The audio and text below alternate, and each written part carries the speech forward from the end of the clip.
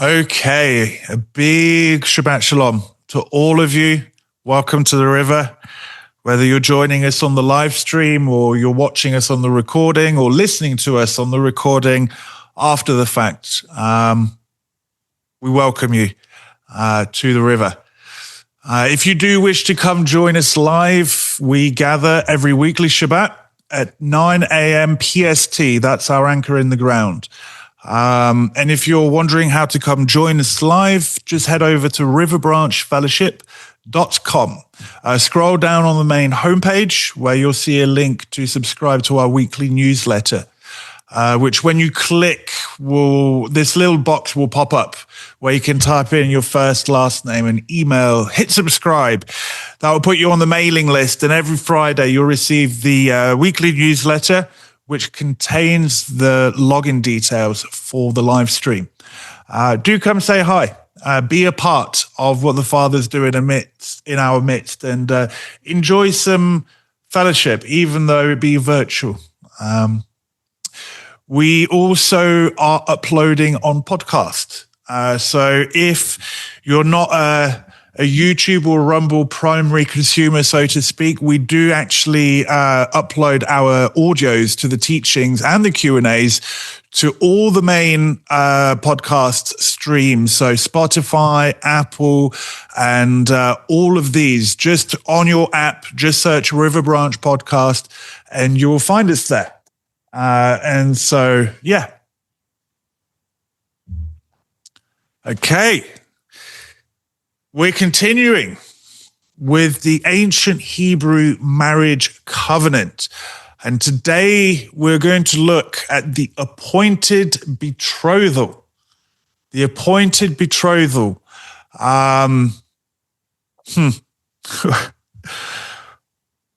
What a big, huge topic to cover, the ancient Hebrew marriage covenant. And as Curtis and I have been putting this series together, that we're finding that it's so rich, it's so deep, and trying to actually condense it down to a teaching, it almost doesn't feel fair.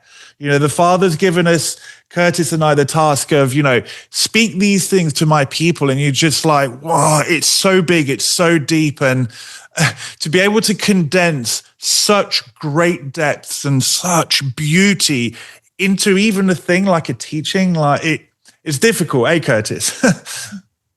Yeah, it's quite a task. It's a very, it's a subject that, we don't even feel worthy to teach on, in the sense of its meaning and magnitude, because it's his great plan of redemption. And we've been tasked with just trying to share just a little bit of what this really is, and what it looks like. And as we lead up into coming together for the wedding feast at Sukkot. And at some point, we know when we put these teachings together, at some point this will become literal upon the earth. And this part of what we'll be discussing today and these sorts of things as we build to it will come to its glorious event with our King. And so,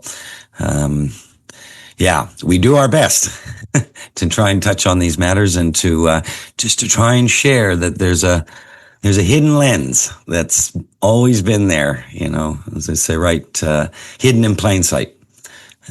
For all of us to see. And for many of you that have discovered this and have listened to the teachings over the years and whatnot, both Michael and I drop in the breadcrumbs right throughout pointing to this. But we're not sure there's a weightier matter that we can actually discuss and to share with you. So we do our best and we'll continue to walk through this. But for both of us, it's a life-changing understanding regarding our faith journey, isn't it, Michael? Life-changing. That's an understatement. And it's one that continues to bring much sobering beauty, actually, even in Curtis and I putting this together. You know, we've been teaching from this angle, from this lens for quite a while now, and even revisiting what we thought we knew, you just keep finding the gems. You just keep finding these things, and the journey just doesn't stop.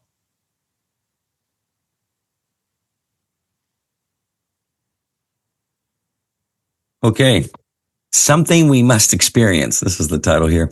I got a quote here from Franklin Herbert Jr., gained famed for doing all the Dune novels and things like this. And no matter where, you know, this man's particular understanding or faith is, sometimes, you know, the Roman world just has a way to say things and to look at things and, you know, do these things line up with the truth. With a subject matter like this, it is about the mysteries of life, the mystery of the test, the time domain, you know, not just the what's that we're experiencing, but the why. And so he says here, the mystery of life isn't a problem to solve, but a reality to experience. I don't think he understood what he was really saying in relationship to what we're discussing today, but he's in line with something that our Elohim has given to us, and that we are to experience the time domain, this great test we call life. And as a part of that, we will learn and understand and dig these beautiful, great pearls of price, and seek out the matters which only Elohim can hide for us to search a matter out on. And so, indeed, this mystery of life isn't about solving the problem, you know, the whole meaning of life. Hey, Michael, you know, this great unanswerable question, what's the meaning of life? If you actually understand what this thing we call the Bible is all about, the answer to that question is no mystery at all. But understanding the depth of the why will take a lifetime to experience. And so we're all on that journey together. You know, Paul would speak of this great mystery and not even allude to it. He spoke from this position of understanding literally the question of the why of existence, the why of the time domain. And he stated it plainly, you know, therefore a man shall leave his father and mother and hold fast to his wife, that the two shall become one flesh. Quoting Genesis 2. He's going right back to the garden, and Paul is saying that this is a mystery. This is something that has been hidden. And again, it was to the glory of Elohim to conceal a matter, and to the glory of kings to seek these matters out. And Paul had done a lot of seeking. He had this understanding that was not confided only to the initiated and not to ordinary mortals, you know, those that are truly hungering and thirsting. And he says that this mystery is profound, it's deep, it's huge. In fact, the Greek megas, you know, especially that this word being used in context of its dimensions to space, you know, space and time. And so Paul understood this mystery. He understood the why of the test, the why of the plan of redemption. And he's saying that it all goes back to the beginning, and that it's given to us in the typology of a husband and wife. This is what Yah has given us to help us understand the why of the test, the meaning of life, as we would like to call it in the modern day. That the understanding to this is given to us in the shadow picture of marriage.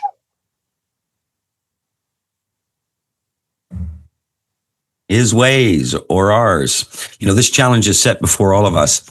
When we come into the faith and we do our, you know, we come in and we, you know, that hour we first believed, whether it was as a little child or later in life, wherever it was where the Ruach touched our lives, and we understood in our heart that there was something bigger to all of this, you know, something mega.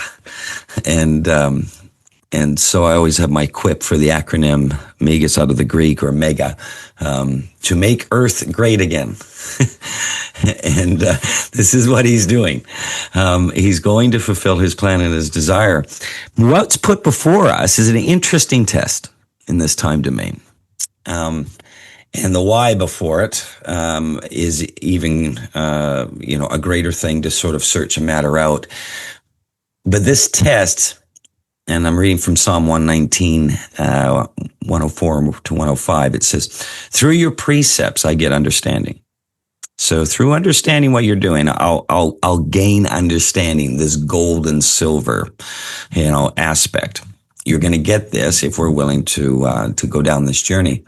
Therefore, I hate every false way. The more we're able to get understanding, discernment, and wisdom on the matter of Elohim, the more we start to see the many false ways that are out there.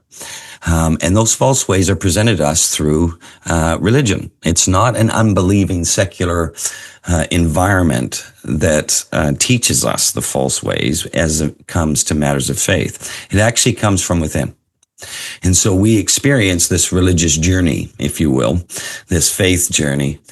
And as a result of that, we start to grow. We start to mature a bit more and to gain a little bit more wisdom and discernment. And then we start to see that there are false ways that have been presented to us. And what are we going to do with these? Once this comes to light, once it comes to understanding, what do we do with these? Do we hang on to the precepts of man, the traditions of man, or do we look to how our Creator wanted us to see something?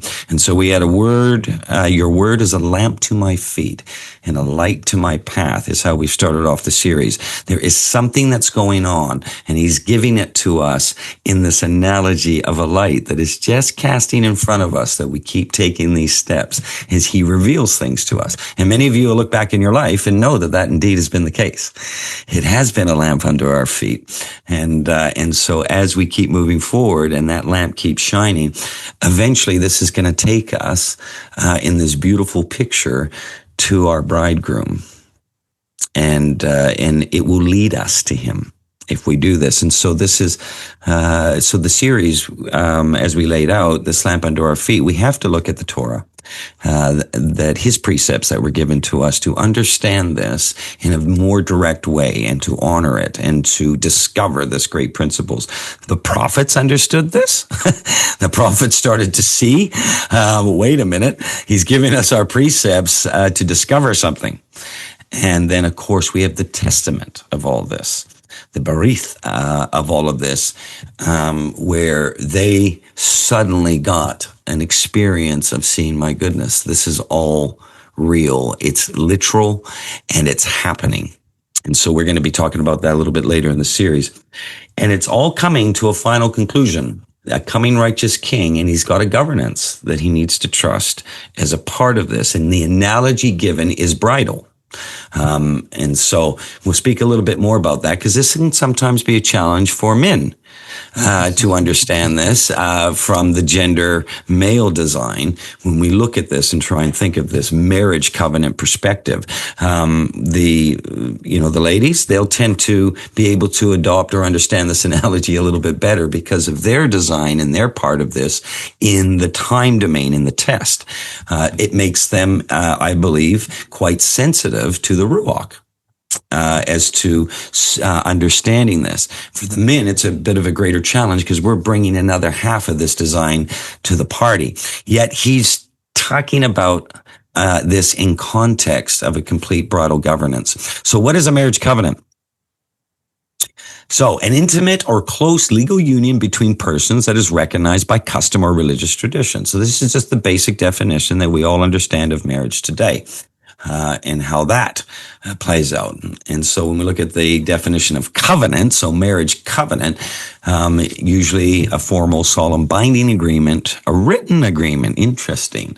So this is something that gets recorded on things, maybe even things like stone tablets, and then maybe even something called the heart. He wants to write something. We have an Elohim that's writing things. A promise usually under seal.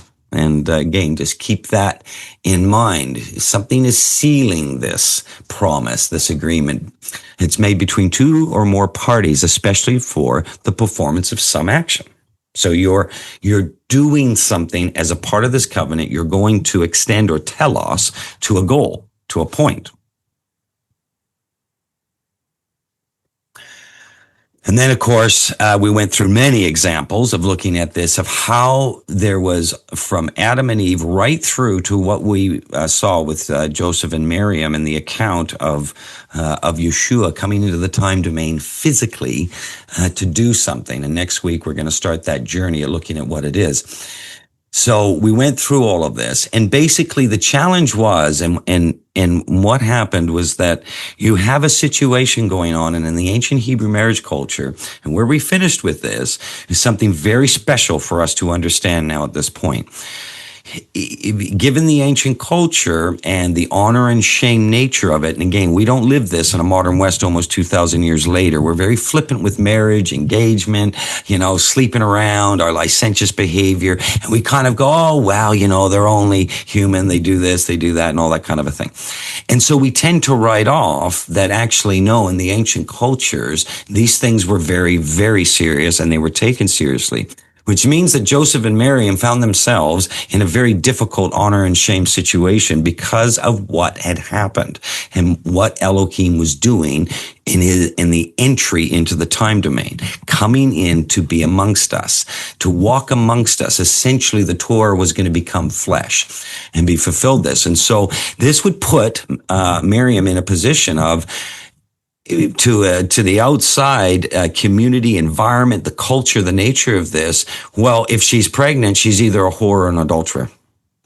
Because Joseph and Mary was considered his wife. They had entered into a betrothal that was honored by that ancient culture. So even though it had not been consummated or sealed yet, they are considered to be married in the betrothal sense.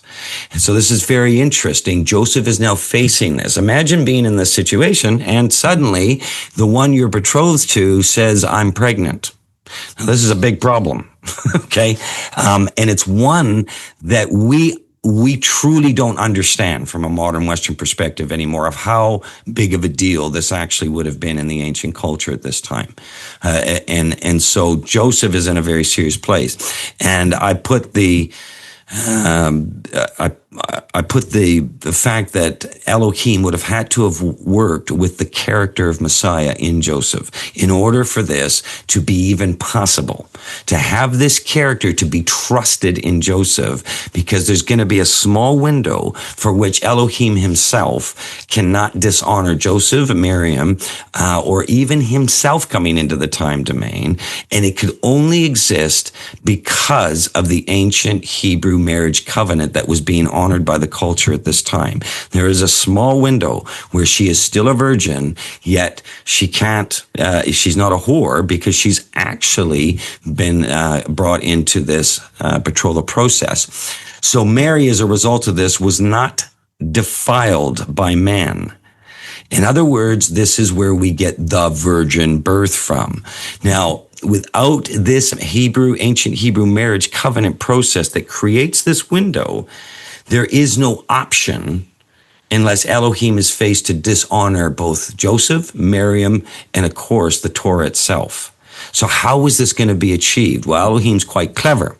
And so as a part of this, he had made sure the culture had evolved its practices and whatnot as it had been laid down, particularly from the precepts in Torah, right through the whole culture, so that this moment could occur. And so she wasn't defiled as a result of this.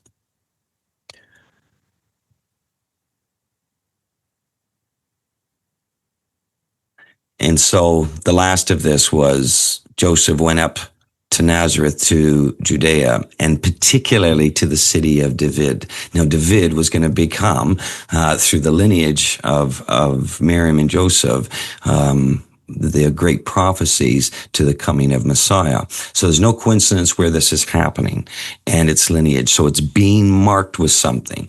And so his betrothed was with child. So this is a very, very interesting thing. At the time that Joseph would then consummate or seal his own marriage betrothal, his covenant with Mary, she was still actually technically a virgin. In the sense of man and not being defiled. And this would mean that Messiah could enter the time domain without being considered a bastard child, illegitimate. So there is only this window that exists in only one way, and it must be through this ancient Hebrew marriage covenant. So if Elohim has orchestrated it to this level, and what would become the restoration of the centroid, and what would go on to be able for the restoration of the whole house, and of course a price that would be paid for all of us. Elohim takes this matter exceptionally serious to the point of his entry. And in fact, if both Joseph and Miriam had dishonored this process, this window would not have existed. So he's trusting now in his character being in both Joseph, but also in Miriam. And so it's very special that they honored something that allowed this opportunity for Elohim to do what he was going to do. Can't emphasize this enough. It is not a coincidence. It's one of the most powerful revelations you could truly understand in relationship to why we are presenting this topic the way we are.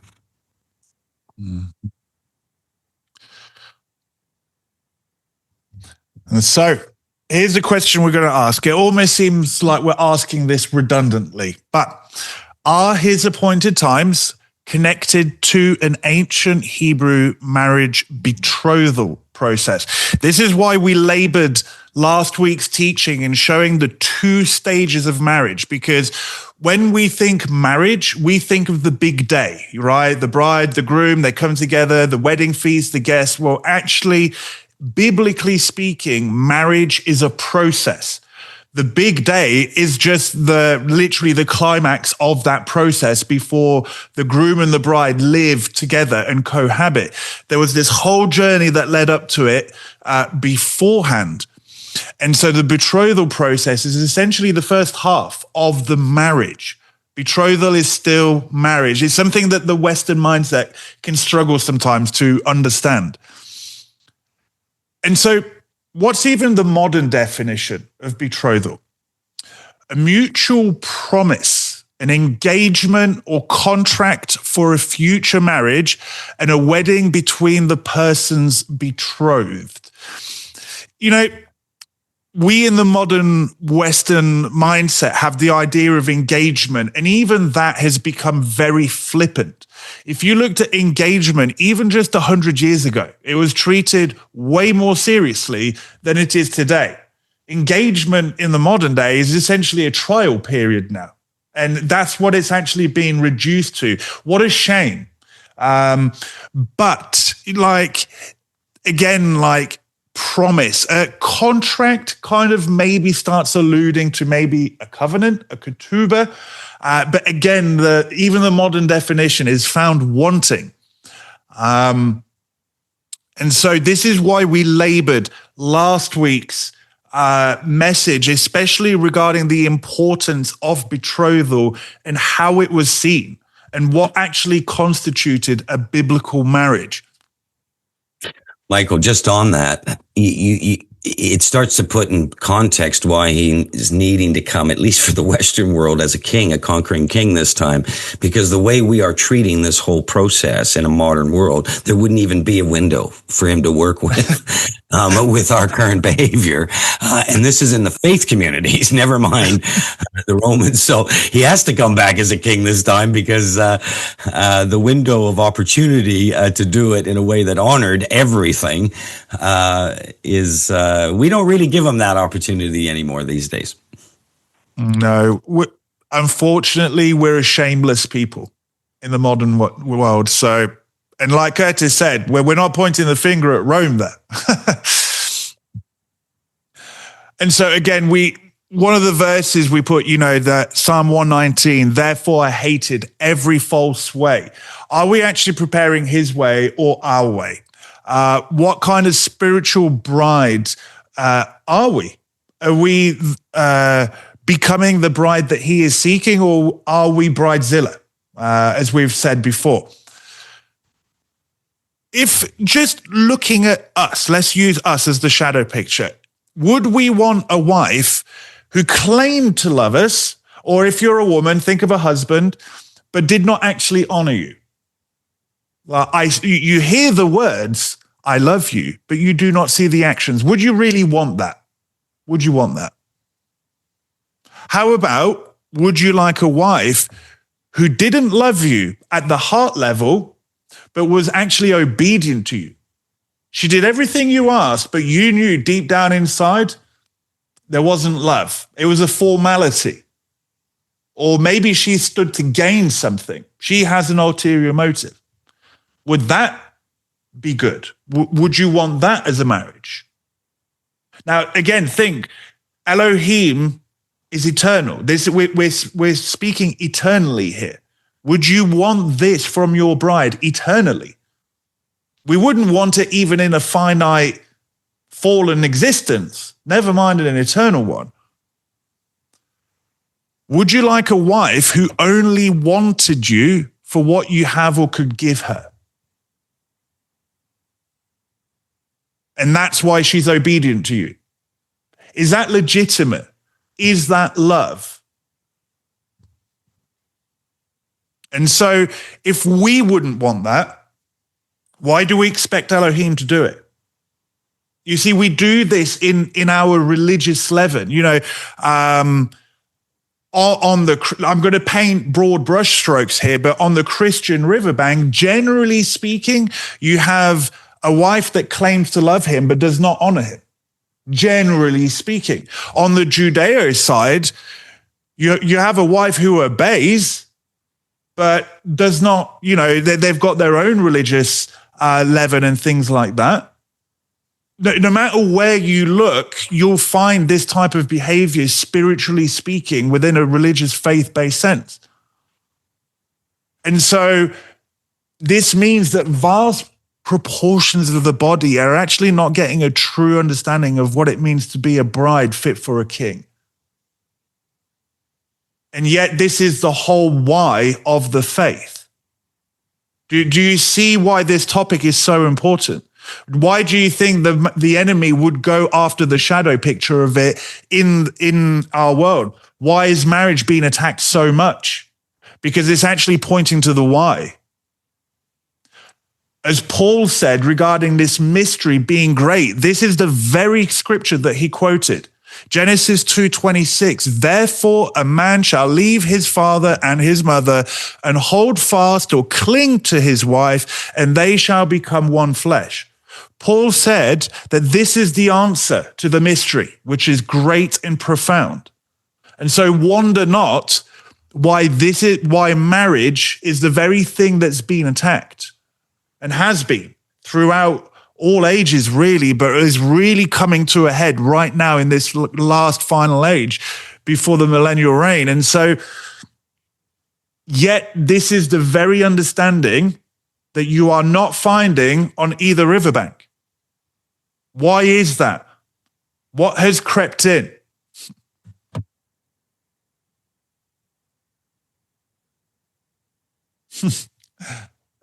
Now, this one's interesting. Men in dresses or something bigger? Again, I alluded to this whole process of men struggling sometimes with this bridal analogy picture. We want to encourage you. Only the physical shadow picture is gender-based. And even Messiah alludes to this. Don't you know you're not married or given in marriage? He's trying to remind them of this very thing. We have a picture that's being given to us in its most intimate sense. But Elohim states right up front, I create them male and female for the time domain test. Why? He is Elohim. He creates gender. But in our mind and in a religious sense, we have allocated a gender to Elohim. But actually, he's the creator of them. So there's something that's gone on here. There's a temporary separated creation design that we believe he's done intentionally on purpose so that the journey to come back together, we can learn these whole processes. The husband and wife marriage picture represents the most intimate relationship that can actually produce life in the human experience. No other union can do this. It produces life. And as the result of it coming together, if it can figure out, if it can understand the design of the one and the other, you will get what we call an echad line of sight, a oneness. And that oneness produces a line of sight. It produces a much greater wisdom and understanding as we navigate life. So we want to encourage you that this is perhaps much weightier in relationship to an internal hidden matter and this becoming one and what this shadow picture can teach us. Often we can get caught in the what's. Okay, so what is this human time domain test really pointing towards? Are we so deep in the bramble of this and the what's that we never ask the why? We can get caught up with how it's presented, the design of a woman and the design of man in scripture, how this relates Hebraically, all of these things that are rich and they're there for us to understand on the other's design. But if we get caught up just in that, we can miss a picture that these two are to become one. And this intimacy of this journey is what he is calling. It's the most intimate picture he can relate to. So he refers to this as his bride. He's referring to this as something that will become one with him. And think of the prayers that Messiah gave, literally before he's going to purchase all of this. Father, I pray that they may be one as we are one. So he's literally calling out for this before he's going to go to the ancient Tav, or what we call the cross. And so this declaration, this thing that is being put forth from him, is actually referencing Bereshit, Genesis. The two, but it's now the weightier spiritual picture. But we tend to just get caught up in male, female, flesh, test, time domain, and we don't get beyond the academic understanding of that, of what the Hebrew is trying to say. And in a true marriage picture, even in the shadow picture, a man will truly learn the design of a woman because he's become one with his wife. You won't get it any other way. You will get aspects of being raised maybe by a good mom or whatnot, but the actual fullness of a design of a woman will be understood by a man because he's in a marriage covenant, and vice versa. You might have a good father and one of those sorts of things, and you'll get the aspects of the fatherly, but the intimate aspects of a man's design comes from a healthy marriage union where the two will become one. And now we start to understand the full asset and magnitude of what this picture is pointing to and what Elohim has given us the opportunity to understand.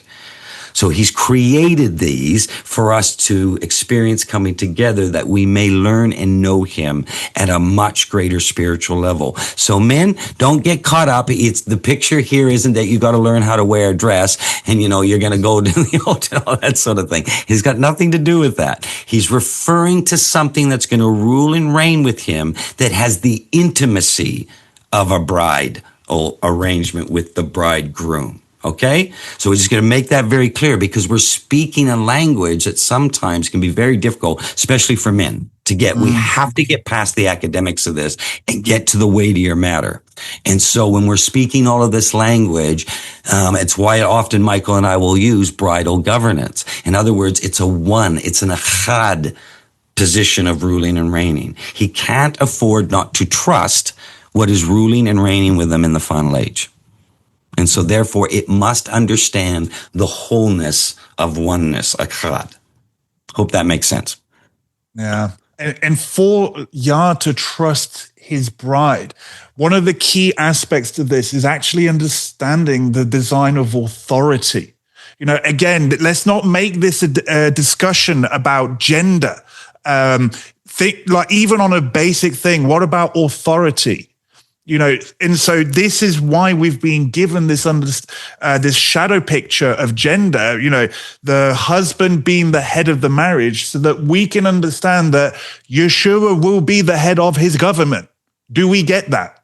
Like just for simplicity's sake. Speaking of simplicity's sake, the Apostle Paul in 2 Corinthians 11:3 says, "But I am afraid lest as the serpent deceived Eve." Remember, we are in the weightier matter. We are the bride, as it were. So we're the target of deception. And how is that deception brought about? By his trickery, so your minds should be corrupted from the simplicity that is in Messiah. This is why we have a tendency, as Curtis said, to focus so much on the what's that we get lost in the weeds, and we zoom in, on this word, and we just forget the simplicity. We overcomplicate things. Again, like using the gender thing. Men, this is not about us putting on spiritual dresses. This is about us understanding that our Creator wants to become one with something that he can trust, that will understand authority. That's its simplicity. Now, is there a lot of depth in understanding that simplicity? Absolutely, 100%. But the essence of it is so simple, a child could understand it. Go on. I was going to say the target here, we got to be understand why the Apostle Paul, in his great revisiting everything he knew, had a command of understanding the Hebraic nature of how it describes the design and the Hebraic nature of describing a woman. But he's actually able to he's going beyond this. And this is why you're seeing this written to the church at Corinth. He's trying to say to them, understand that although we need to understand these components from a gender perspective and their roles in the time domain, there is something greater that's at stake here. Now notice which part of the design, and this again reflects the broader picture.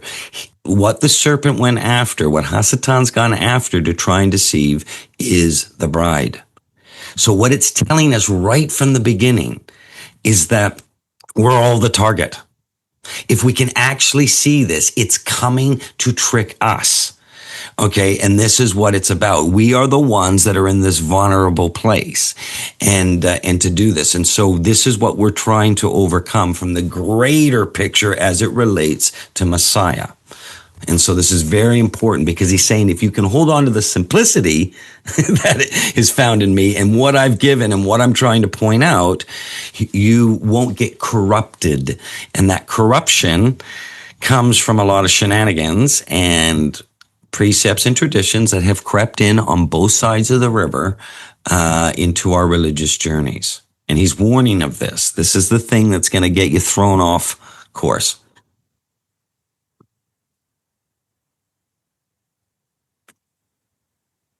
So, remember the question we've asked. Do his appointed times, can they be viewed through a Hebrew marriage covenant lens?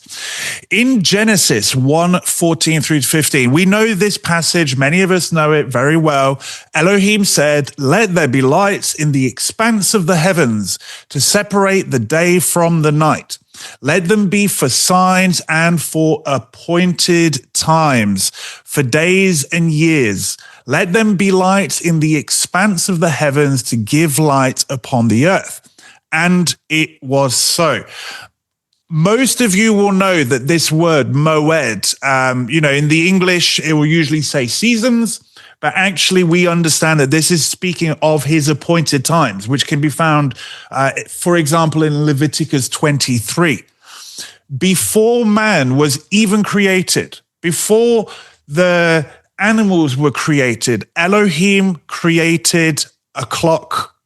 He created a clock that would help us measure something.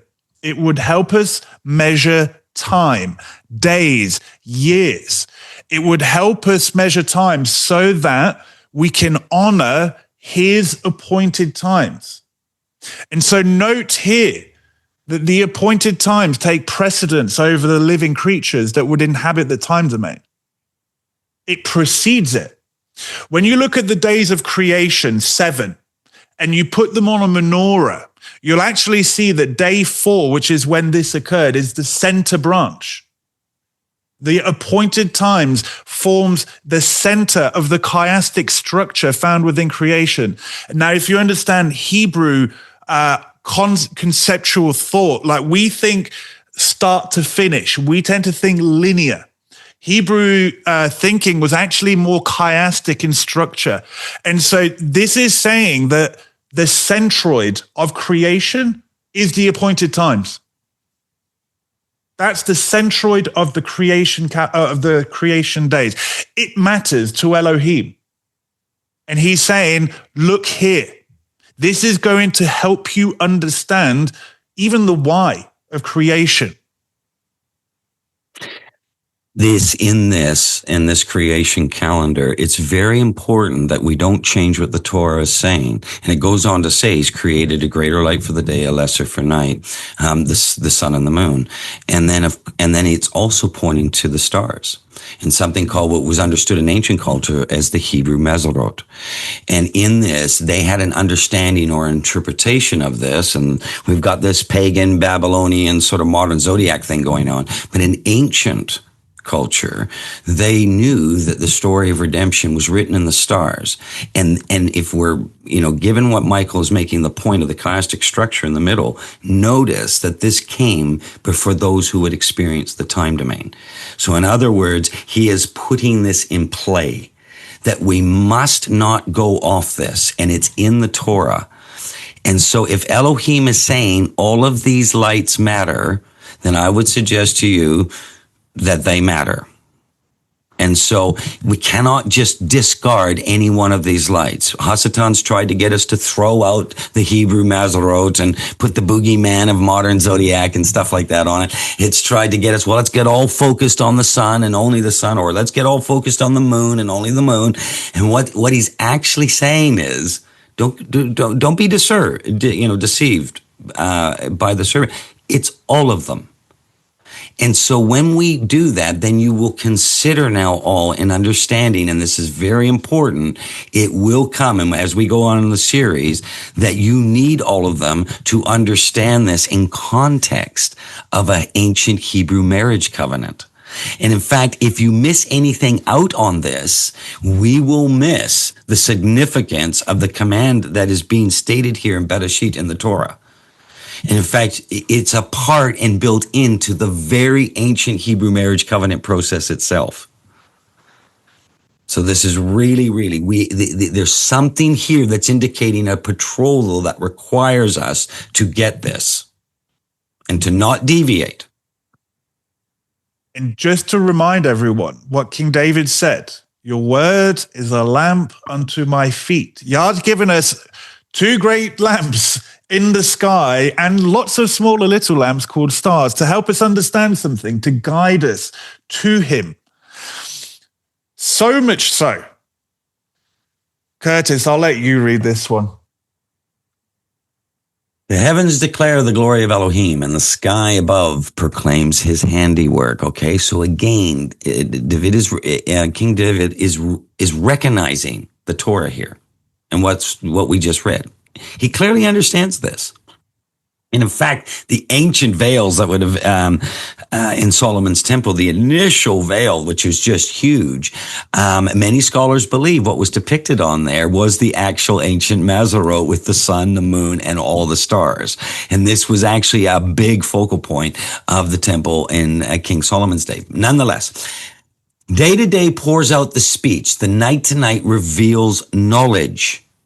So it's saying that we need the day, the night, and all the lights, and it's going to give us a knowledge. Don't disclude anything here. There is no speech, nor are there words whose voice is not heard. So in other words, this is set above us, the centroid during the creation days, to speak to us far beyond whatever the actors are going to come up with and all our little religious maneuvers. This voice goes throughout all the earth. There's nowhere on earth that is not going to hear this voice.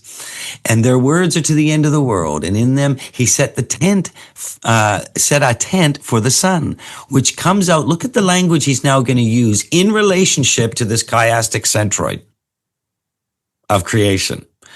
Like a bridegroom leaving his chuppah.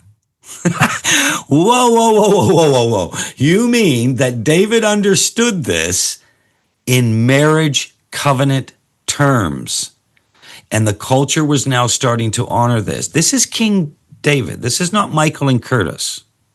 Okay? This is not you. This is the king, the lineage of Messiah, who's acknowledging the bridal language here. Please get this.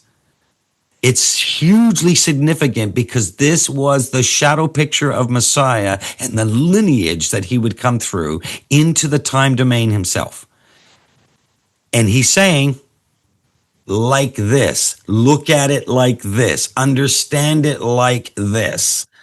So this chamber, this intimate place of the chuppah, which of course is reflected in throughout the prophets, reflect into this as well. So these instructions are found in Torah, and it all relates back, as King David knew, to his great plan of redemption, all being reflected by him in marriage, ancient Hebrew marriage covenant speak.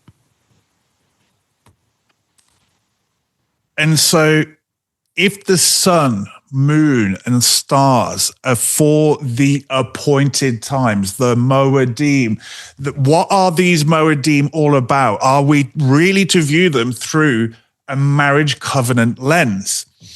In Leviticus 23:2, again, we read this very often in the lead up to the appointed time. Speak unto the children of Israel and say unto them, the appointed times of Yah, the Moedim of Yah, which you shall proclaim as set apart dress rehearsals or set apart convocations.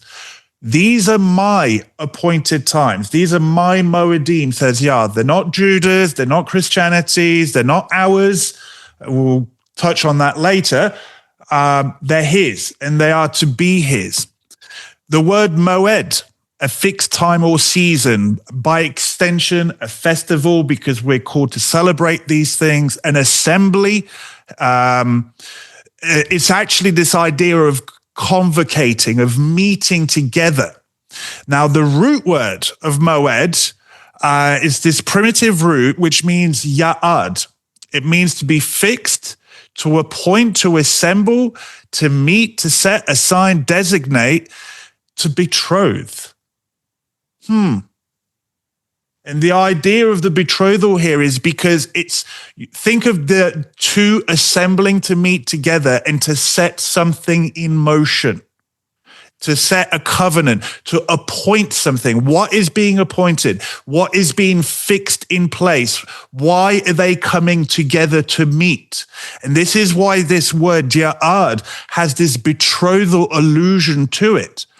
And so are the appointed times about a betrothal or something to do with marriage?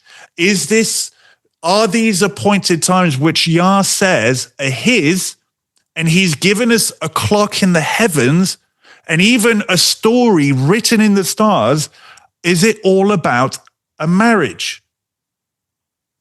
Let's take this now and what the ancient Hebrew language reveals in this. Okay, so we just set out the important statement, all of this, but let's now read it from its goal. Remember the definition we gave of betrothal at the beginning of this, that it's going to perform an action. So a verb sense, an action.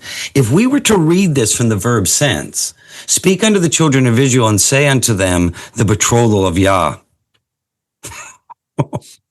which shall proclaim and set apart these gatherings.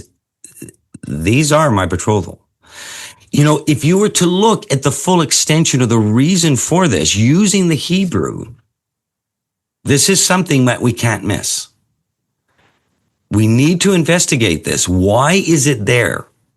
And why is it stated? And why is he making such a point like a bridegroom would make, who's desiring and searching for his bride, to make the point, these are mine. No one gets to change them. Because there happens to be a verb action linked here, a goal linked here that appears in the ancient Hebrew to be telling you exactly what it is. A designated, placed before betrothal. You know, even just to bring this back down to the functional earthly level, you know, let's pull our heads out of the clouds for a second. But very often people say, oh, I just wish the Father would speak to me, or, oh, I wish I could experience Yah. And it's like, He's given us appointed times where he will meet with us. It literally says this. There's an open invitation by the king, and he's saying, I will meet with you there. You get these opportunities every year. This is why, on a practical level, they're not just dates that we all get to meet up. Like, what is the why of this? I think we forget that the king is asking to come meet with us. He wants it to have it in its heart. For those of us gathering this year for Sukkot, the wedding feast itself, in the sense of a dress rehearsal, he wants his people to have it in his heart. Not just tick a box and be obedient, but we don't really care or love him, or we're not interested in the why. He's looking that we desire this. And it's going to become a very important time we'll talk about later as we work through all of this, to how special apparently this time of the wedding is. His appointed spring time. So in the Torah, it's just giving us, laying down in Leviticus, and of course for the spring feast, we see this in Leviticus 23, 1 to 22. And it's just laying out this instructions to go about and do these things. Well, of course, they'd just been brought out of Egypt, and the great shadow picture of the Passover, or what this was going to eventually lead to, this shadow picture of being pulled out. Now, if we focus just on the Passover event of being delivered out of bondage in Egypt, we could miss the full extension or telos of what this is actually meaning. You see, we think of that, the Passover was Egypt. No, it wasn't. This was a great shadow picture that was going to teach us a much bigger picture of the plan of redemption. But if we just go back every year and be celebrating this event, we could miss everything that followed it and where it's going. And so this is very important that we look and understand the historical way he's presented it, but we don't stop there. Because if we stop there, we're going to miss the why and the point of it all. Why were they delivered? Why were they in bondage? Why did they have to go in and understand these things? So this is laid out in Leviticus. Now it's time to lay down the precepts. Okay, I'm going to start to give you the classroom of Torah. I'm going to start to explain to you that there's some things you need to understand, and I need you to honor them. And it didn't just stop in the wilderness at Sinai. This was just the beginning of this part of the classroom. we're gonna continue on from there. And of course, this also leads an extension in Leviticus to from 23 to 44. It talks of a fall appointed time. So you've got this agricultural speak coming in now in all of the language now that's represented in both the spring and the fall. And so this then again now will mention trumpets, what we think of as Yom Teruah, Yom Kippurim, atonement, of course, Sukkot, tabernacles, and then there's this last great day. And so what we have mentioned in Leviticus 23 is 8 appointed times, 7 annual, 1 weekly. So this is what we're actually looking at. He lays them all, and he says, these are all my appointed times. And so we need to just let him be the great teacher. Let him be the rabbi.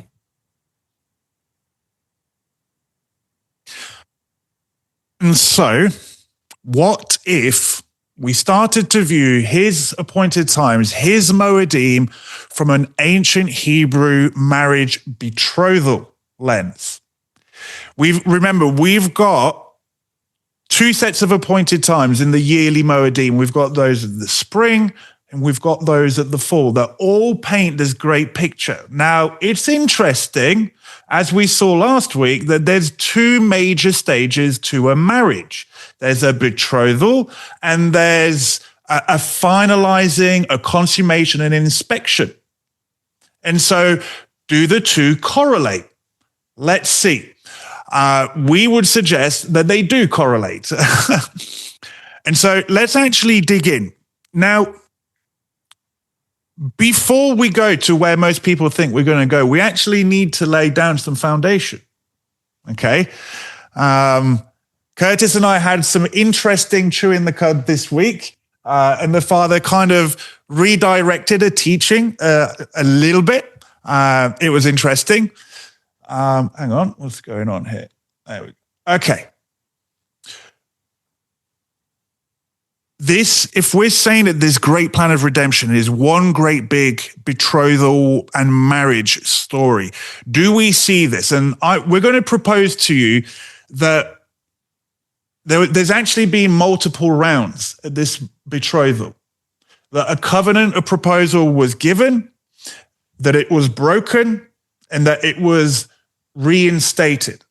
Okay, now, so let's start in Exodus 19. This is when the house of Israel, they've been delivered out of Egypt, and they're stood at Mount Sinai. Okay. Exodus 19 verse 3 says, Moses went up to Elohim, and Yah called to him out of the mountain, saying, Thus you shall say to the house of Jacob, of Yaakov, and tell the people of Israel, you yourselves have seen what I did to the Egyptians, and how I bore you on eagle's wings and brought you to myself. Look at this now. I'm bringing you to me. I'm taking you, and I want to be closer to you.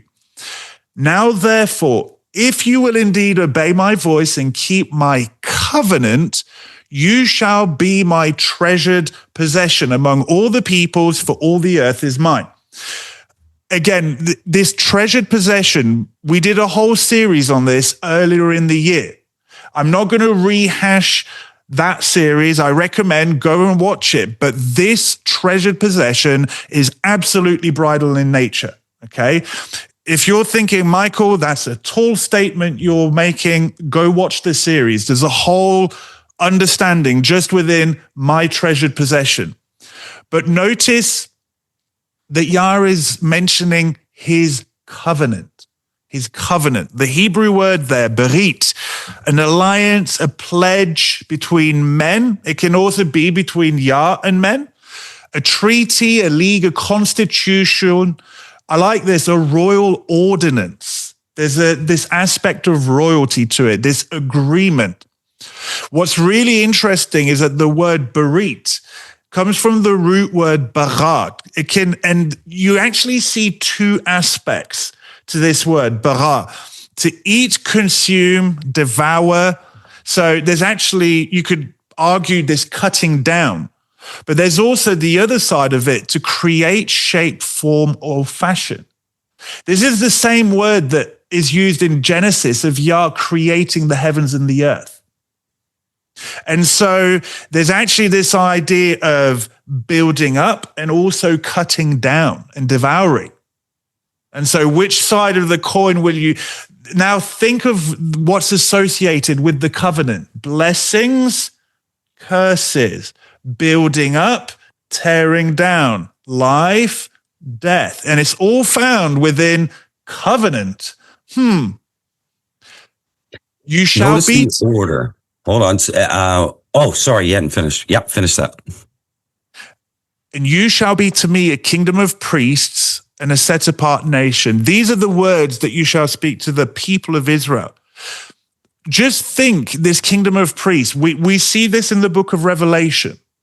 And so what I believe we're seeing here in the Torah is Elohim making a marriage proposal. Remember the order of a marriage covenant, that even before the betrothal, the groom would make his proposal. He would say, this is my proposal. The ketubah, the covenant, would be, I expect this from you, and I will provide this for you. In layman's terms, simply speaking, do you see that maybe this could be a betrothal proposal? Elohim is going, this is my proposal. Will you accept? I expect this from you. Guard my covenant. But I will do this for you. You will be my treasured possession, and you will be a kingdom of priests. You see that he's laying his expectation, but he's also laying his provision. Now let's look at this from what we've covered so far. Obey my voice. The Torah in Genesis has told us what constitutes a big part of his voice. So if you obey my voice, if there's something here that's marking the moed, if you obey this, think about what's here and understand this. Don't change it. just obey my voice because I'm going to proclaim my betrothal in something, then there's no coincidence that it reads exactly the way it does in Exodus. Keep my covenant. This is very much betrothal speak. And where does it go? My treasured possession, my bride. So let's get this straight. If you hear where I proclaim the betrothal, then you will guard the covenant or my promise to what? My bride, my treasured possession. So there's no coincidence that it is laid out exactly in that fashion if we have eyes to see. It's also very important here. Everybody tries to say, oh, well, these kind of things are laid out. They're conditional. Have you ever heard that?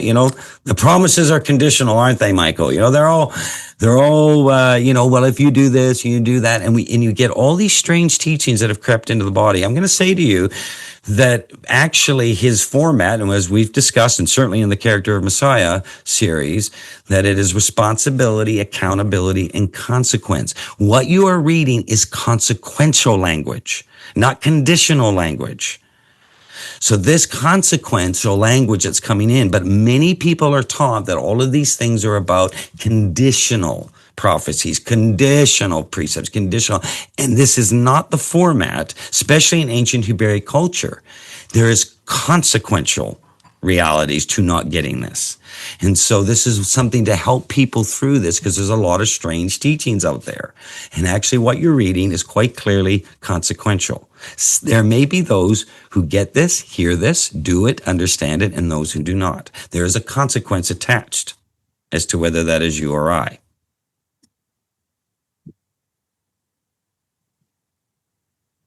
It continues. Moses came and called the elders of the people and set before them all these words which Yah had commanded him. We're going to see Moshe acting in a particular capacity as a mediator between Yah and between the house of Israel. Think of the ancient Hebrew wedding process, that there was quite often this friend of the groom going between the bride and the groom. Think of Moshe essentially being a shadow picture of even the Ruach. Right now, Elohim is up in the heavens. We're here on earth. What is going forth between the two parties? Now look at this. All the people answered together and said, all that Yah has spoken, we will do. You have the accepting of the proposal. And Moses reported the words of the people to Yah. So again, he's going back and forth. And Yah said to Moses, behold, I am coming to you in a thick cloud, that the people may hear when I speak with you, and may also believe you forever. And Moses told the words of the people to Yah. And Yah said to Moses, go to the people and consecrate them today. Set them apart is actually the Hebrew there. Today and tomorrow, and let them wash their garments and be ready for the third day. For on the third day, Yah will come down on Mount Sinai in the sight of all the people. And so again, if we're viewing this through a marriage covenant lens, a betrothal lens, notice that there's this language of setting the woman apart to the husband. The house of Israel here is fulfilling the role of the bride here, of the bride to be. And so he's asking, set yourself apart unto me. Again, this is fidelity, faithfulness language. And not only that, wash your garments. Prepare your garments for my arrival. Be ready for the third day. Again, I believe there's an allusion here to Hosea 6, but that's a whole other thing. I believe it points to the return of Messiah, but different line of thinking here. But I hope people are starting to see maybe these allusions to ancient Hebrew marriage covenant practice, this process. We've got the proposal, the accepting of the proposal. And so now this proposal needs to be formalized. Remember that any covenant had to be formalized. There had to be multiple witnesses. A covenant had to be sealed. Right now, it's just a verbal agreement at best, shall we say, right? This verbal agreement needs to be ratified so that it becomes covenant. So do we see this? Continuing on. Moses went down from the mountain. He's running up and down that mountain an awful lot, poor guy, to the people, and he consecrated the people, and they washed their garments. Notice who's consecrating who. I believe we're being shown in the typology here that it is the Ruach that sets us apart. Moshe is acting as a shadow picture of the Ruach, of the set-apart spirit. But who's doing the washing of the garments? It's the people.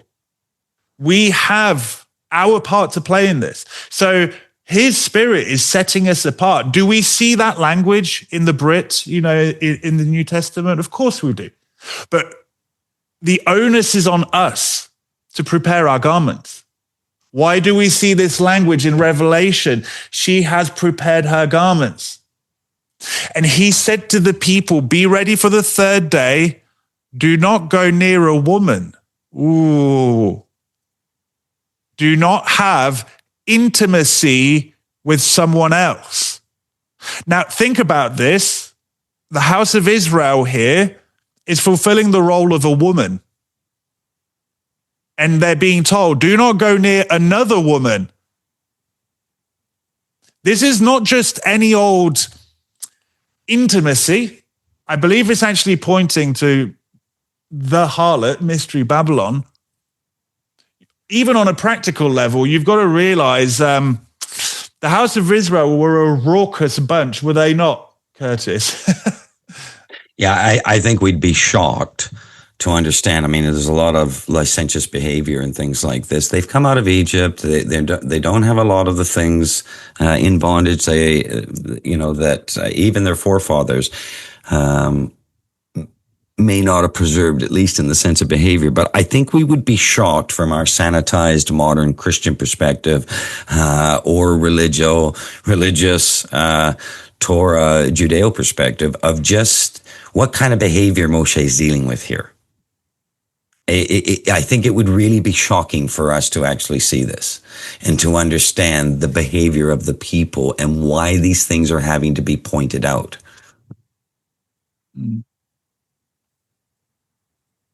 On the morning of the third day, there were thunders, lightnings, and a thick cloud on the mountain, and a very loud trumpet blast, so that all the people in the camp trembled.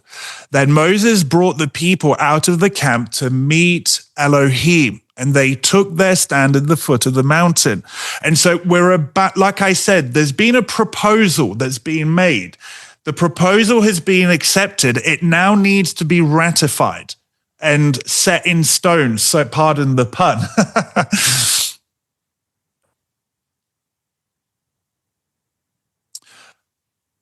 Part of the ancient Hebrew wedding proposal, betrothal process, is that a covenant was often sealed with a meal, with bread and with wine. We see this with the Last Supper, this covenantal meal.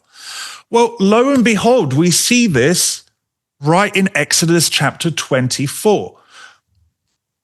Yah said to Moshe, come up to Yah, you and Aaron, Nadab and Abihu, and 70 of the elders of Israel, and worship from afar.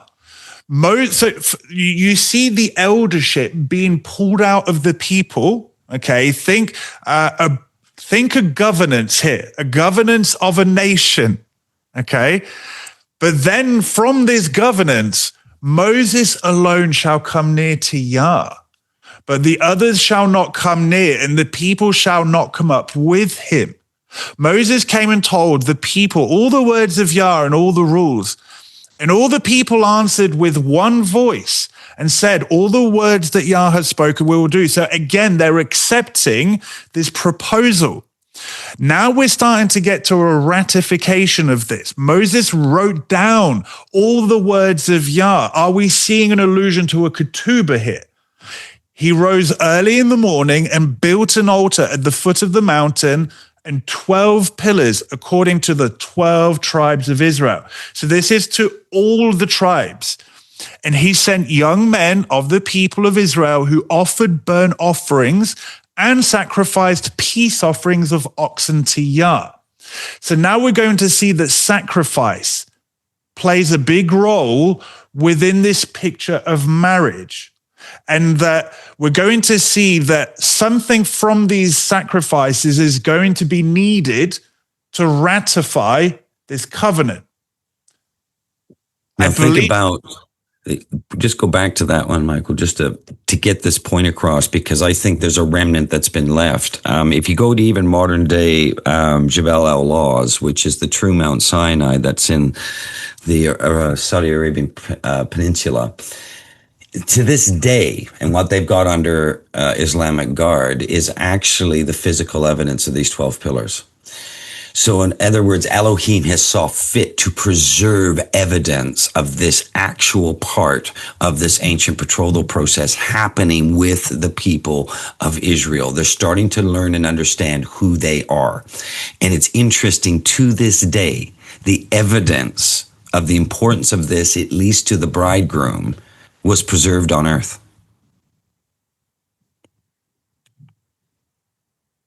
Maybe it matters to him. Moses took half of the blood and put it in basins, and half of the blood he threw against the altar. Then he took the book of the covenant and read it in the hearing of the people. And they said, this is the third time they say this now, all that Yah has spoken we will do, and we will be obedient, by the mouth of 2 or 3 witnesses. And Moses took the blood and threw it on the people and said, behold, the blood of the covenant that Yah has made with you in accordance with all these words. This proposal and accepting of the proposal has now been formalized. This has now been literally written in blood. And so we're seeing that. Are we seeing a picture that part of this betrothal requires sacrifice and it requires blood to seal it? Is this maybe pointing to something that is yet to occur? Because most of us have the ability of hindsight regarding this. We know that this betrothal was broken. And so for the betrothal to be reinstated, what is required?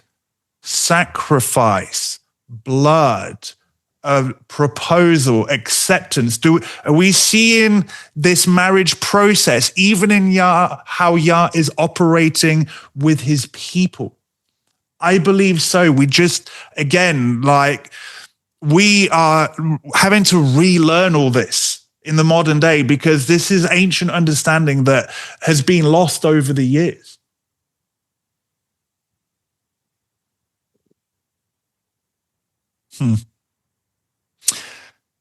Moses and Aaron, Nadab and Abihu, and 70 of the elders of Israel went up, and they saw the Elohim of Israel.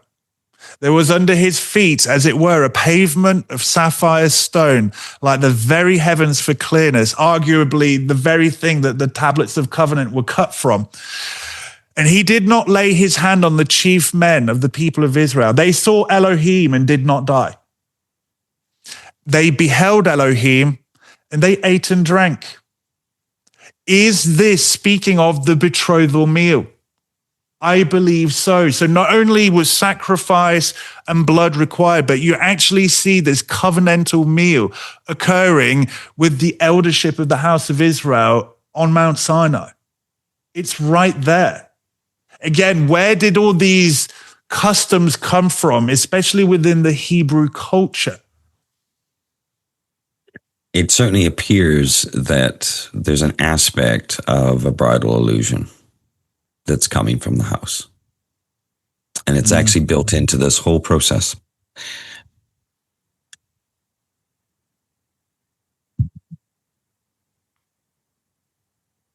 So what does the bridegroom require?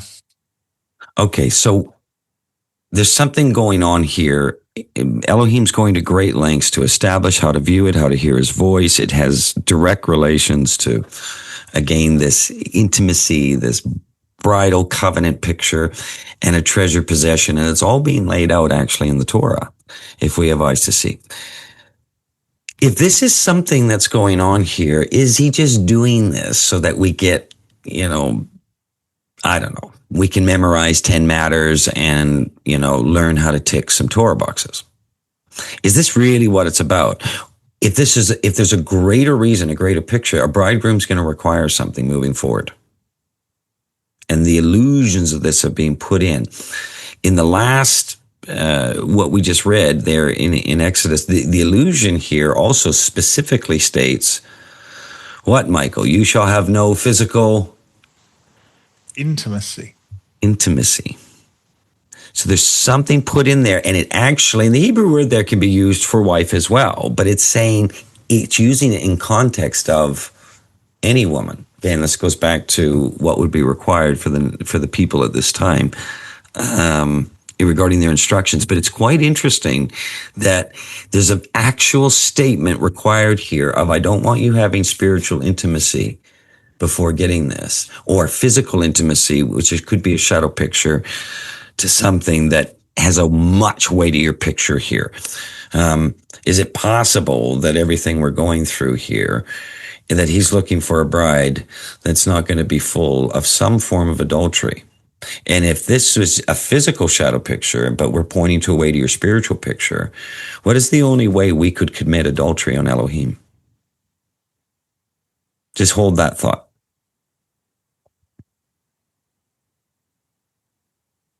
Okay, the groom requires spiritual fidelity, and you shall not walk in the customs of the nation that I am driving you out and before. So in other words, you picked up a whole bunch of stuff you got to get rid of here. For they did all these things, and therefore I detested them. They're basically having intimacy with, and of course, if you understand the Egyptian culture and everything at that time, they're in spiritual adultery, and they're coming out of this nation which had them in bondage. But I have said to you, you shall inherit their land, and I will give it to you to possess. So now we've gone from being delivered from spiritual adultery, and now you're going to possess a land that's full of spiritual adultery. Okay. All right. I need you to start behaving spiritually. And the only way I can do this is to now anchor this process that you may learn my ways, what is important to him. I will give it to you to possess a land flowing with milk and honey. I am your Elohim, who has separated you from the people, set apart. I'm actually going to teach you now this pure understanding, this thing that is not mixed with all this spiritual adultery. You shall therefore... Oh, sorry. Just before you go on, Curtis, I want to point out what was part of... a groom giving to his betrothed wife. Would he give her gifts as part of the sealing of the betrothal? Yes, we saw that with Isaac, Rebecca. What's Yah giving to his betrothed? A great gift of a land flowing with milk, with honey. He even says, you're not even going to have to labor and plow it. You're just going to go in and reap the harvest. You won't have to build houses. I'm giving it to you. Hold this in the back of your thoughts, because these gifts that the groom is giving to his betrothed are going to show up again later. Okay, this is critical to understand regarding this big picture of what's going on. Sorry, Curtis, I had to point that out. No, yeah, no. Well, actually, in further context, the shadow picture going on here, the spiritual fidelity, this process, again, like we talked about with even Joseph and Miriam, was honored. So they're carrying on something now in their literal physical shadow picture of their own betrothal, but the principles have been laid down.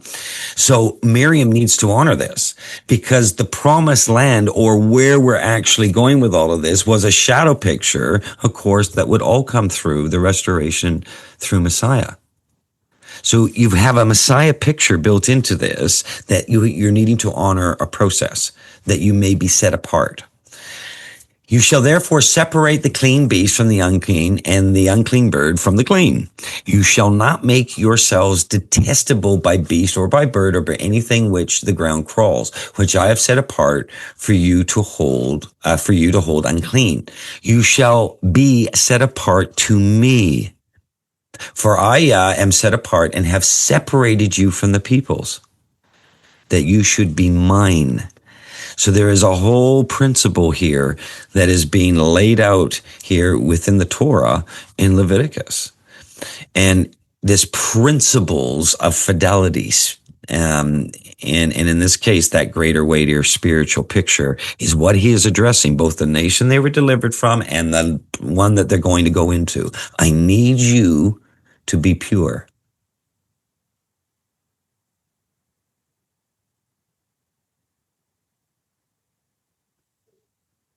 As Curtis had aptly mentioned earlier, we think of this conditional language, and actually that we need to start viewing it as consequential. In Deuteronomy 28, this is the passage with the blessings and curses. He says, if you faithfully obey the voice of Yah your Elohim, being careful to do all his commands that I command you today, Yah your Elohim will set you high above all the nations of the earth.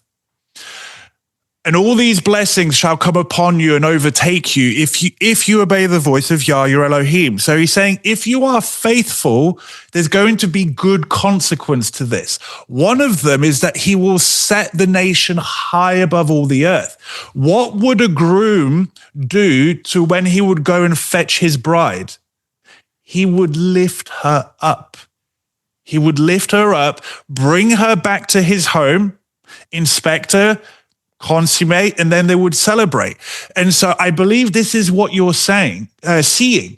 He's essentially saying to the nation of Israel, if you are going to be faithful to me and treat this gift of the land and everything within it that I've given you, if you treat it properly and be faithful, I will come and lift you up.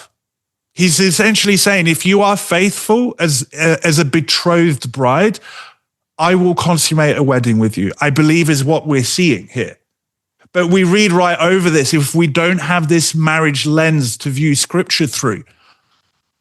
Later on in the chapter, from verse 15, it says, but if you will not obey the voice of Yah your Elohim, or be careful to do all his commandments and his statutes that I command you today, then all these curses shall come upon you and overtake you. And so there are consequences to being faithful or to being unfaithful. And Elohim is saying, I leave this choice to you.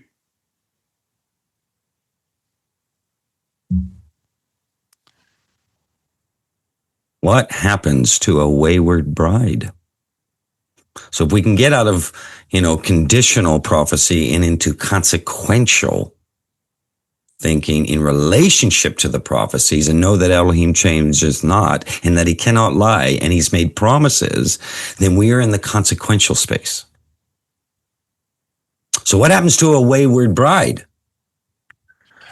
And remember, we haven't seen the official consummation and marriage yet. So the house of Israel is actually in the betrothal stage.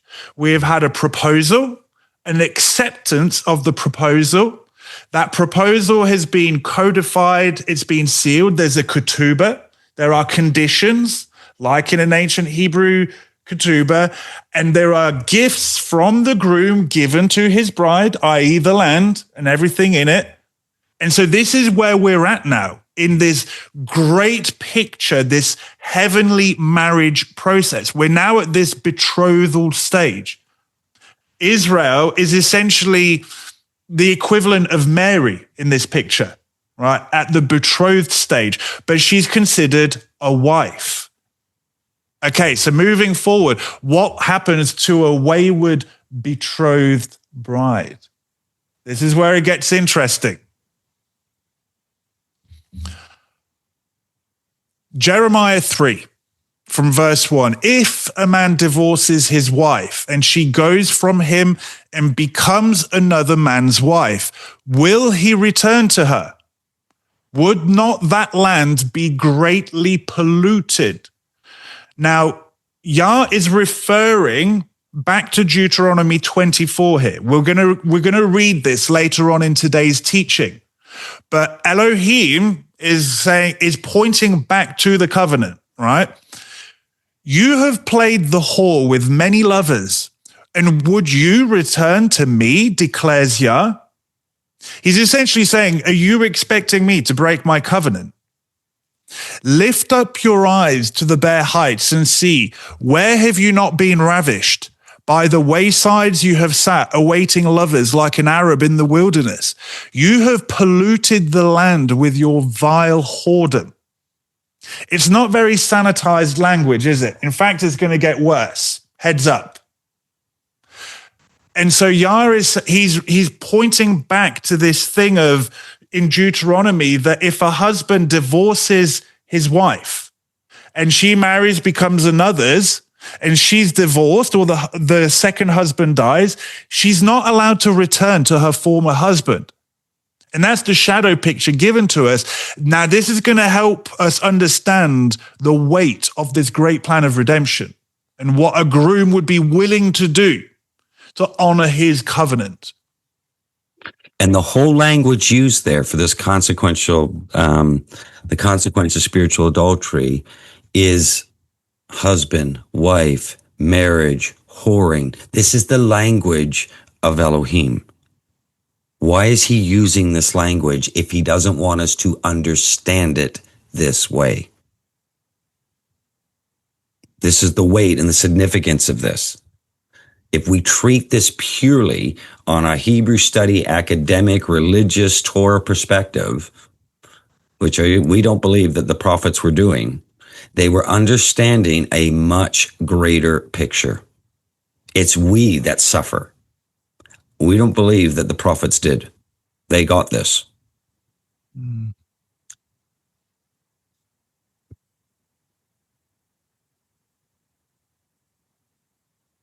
It continues. Yah said to me in the days of King Josiah, we've titled this, Spiritual Adultery Brings Divorce. Again, think consequence. Have you seen what she did, that faithless one, Israel? How she went up on every high hill and under every green tree and there played the whore. Now, at this stage, the kingdom's been divided. And so this is referring to the northern 10 tribes here. Okay? And we'll see this as we go through the passage. And I thought, after she had done all this, she will return to me. But she did not return, and her treacherous sister Judah saw it. Because remember, just because a spouse had been unfaithful, right now there hasn't been a divorce yet.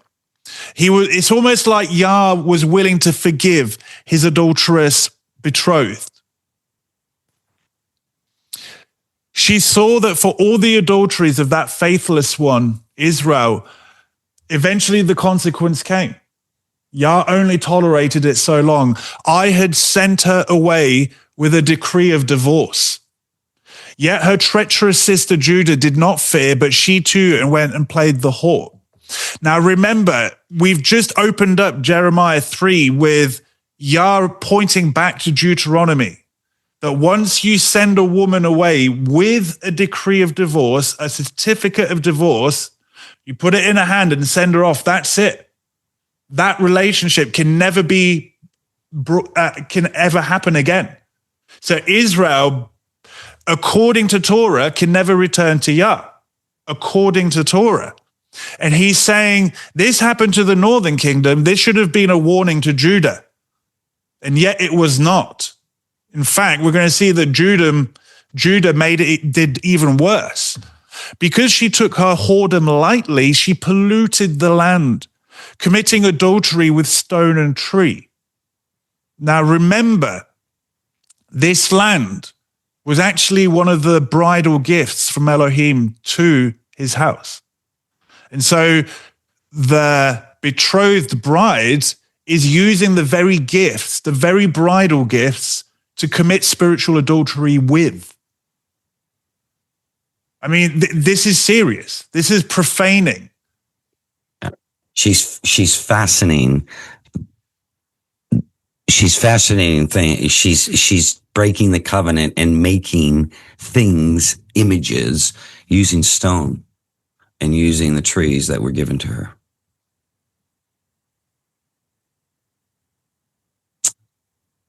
Okay. Jeremiah goes on to explain here in 10:14. All of this is going on and you have a profaning of the covenant going on. You have a reality of this is going to lead to a broken betrothal.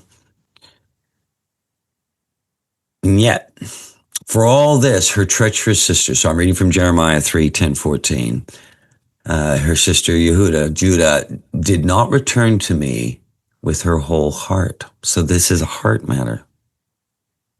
All of this is for the purpose of something relating to the heart. But in pretense, declares Yah. So there's an officiality here. There's a box ticking mindset going on, but not a heart mindset. So we're still at this position of entitlement, obedience, all this kind of thing. And Yah said to me, faithless Israel has shown herself more righteous than treacherous Judah. So this is interesting. All of this is displayed, and yet Judah's choosing a path. Job not done, not anywhere near it. Go and proclaim these words towards the north and say, return, faithless Israel, declares Yah.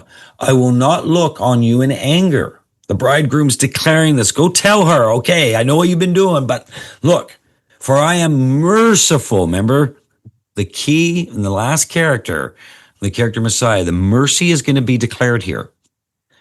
Declares Yah, I will not be angry forever. So if all of these things were conditional, as you've been taught through hermeneutic lens, eschatology lens, academic lenses, if it was all conditional and not consequential, we're reading something not possible here. Do you understand? Like, this is important. We're actually going to see something put in. And this is Yah saying this. The moment you make it conditional, you've made him a liar. The moment you understand it's consequential, you haven't. He has the chance to give mercy, forgiveness into this picture. Only acknowledge your guilt. Repent. Just repent. Acknowledge this, that you rebelled against Yah, your Elohim, and scattered your favors among foreigners under every green tree, that you have not obeyed my voice, declares Yah. Return, O faithless children, declares Yah, for I am your master. I will take you, one from a city, two from a family, and I will bring you to Zion. We might treat his promises conditionally. He doesn't. Here's the thing. Is Yah now speaking out of both sides of his mouth in the same passage? Because he's saying, I've divorced Israel, but yet he's saying, come back. Who here spots the issue according to Torah, which this passage started on? We've got an issue, or do we? This is the great conundrum.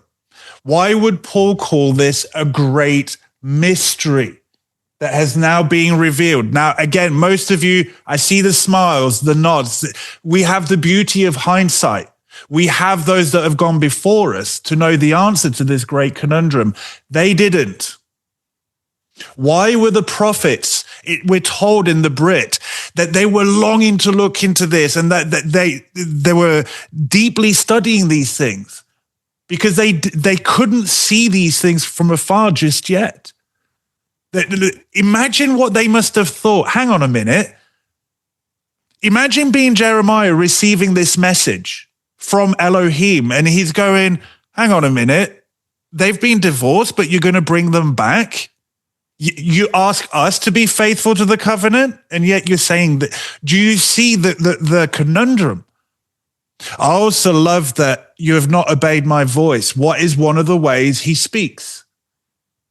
Through the story written in the heavens, that had the northern kingdom got to a place where they would start to forget the appointed times. Anyway, and so we have a conundrum.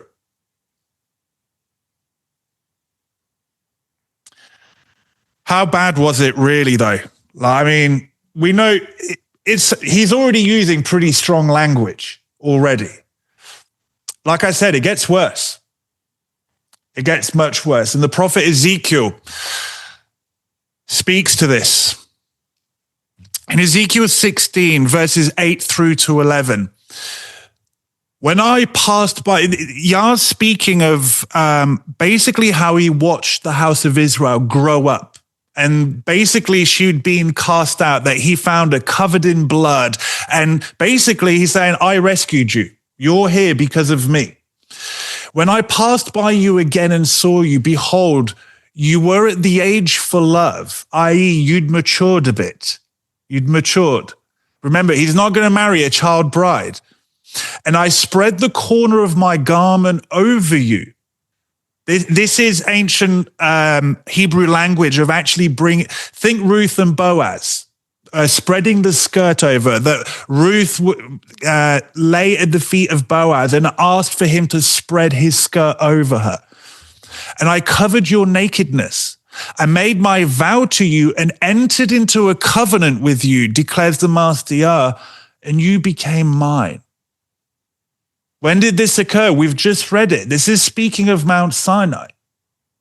Remember, the covenant was made with Abraham, and arguably this goes right back to the garden, but at Mount Sinai is when the house was ready to be brought into betrothal. She'd grown up enough to be a betrothed. Then I bathed you with water. Think the preparing of the garments, the mikveh that would occur, and washed off your blood from you and anointed you with oil. I clothed you also with embroidered cloth and shod you with fine leather. I wrapped you in fine linen. What did you wear at these bridal celebrations? And covered you with silk. This is luxury now, not just linen, silk. I adorned you with ornaments and put bracelets on your wrists and a chain on your neck. What did the servant, Abraham's servant, to find a bride for Isaac, give to Rebekah? He gave her 2 bracelets and a ring for the nose, did he not? Well, here we see the adornments, the bracelets. In fact, remember of what Shechem was guilty of not doing.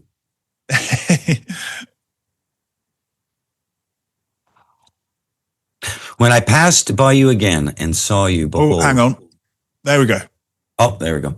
Okay, so continue on Ezekiel 16, 12, 15. And I put a ring on your nose and earrings in your ears and a beautiful crown on your head. This is his treasured possession. From this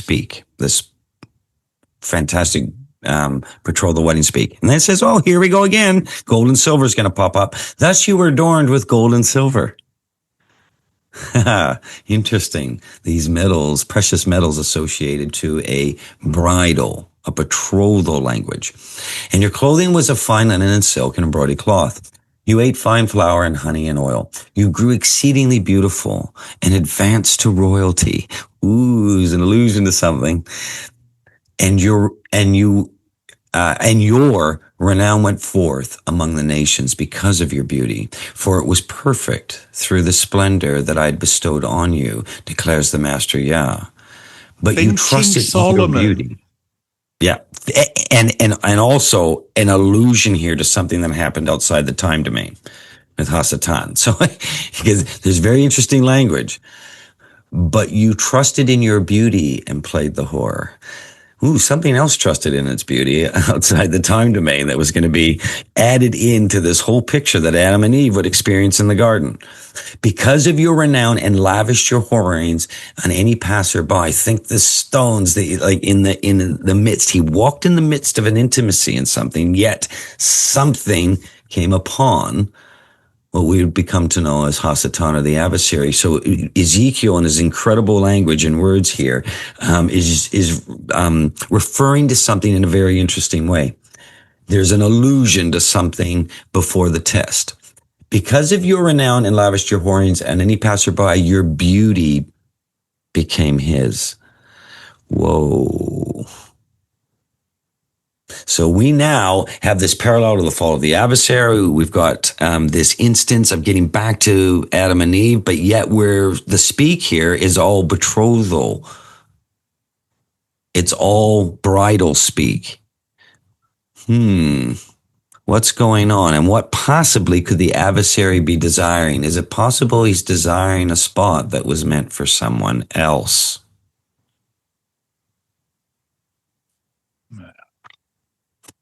Goes on in Ezekiel 16:19, profaning the covenant. You took some of your garments and made them for yourselves shrines, okay? And on them you played the whore. The like has never been, and nor ever shall be. You also took your beautiful jewels of my gold and my silver. Okay, so this is for her to discover. This is for her to take on. But he's making reference who's the giver of this. This is the bridegroom who gives the gold and the silver. It is for her to seek a matter out, to search it, to find it, which I have given you, and made yourself images of men, and them, and with them played the whore. Now, this is getting really bad. We're now profaning the covenant beyond levels that maybe we can't conceive, but could we do this spiritually? Because I think it's all spiritual talk. In fact, it's saying it's fashioning it. And these things came from stone and from the wood and the very land that's given. And you took your embroidered garments to cover them and set my oil, my incense before them. You took this gold and silver that I had given you and you gave it to them. You honored them with what I gave you. If you think about this just in a physical shadow picture, this would be tantamount to a bride taking what she was given, wedding rings, adornments, her wealth that she enjoys in the home, and actually going and giving this to other men. Or women. Or women. Also, my bread that I gave you, I fed you with fine flour and oil and honey, and you set them and you set before them for a pleasing aroma. So that it was, declares Master Yah. This is getting down to every conceivable form of a gifts being given to something, these bridal gifts being given, and she's now going to give it to another for the purpose of intimacy.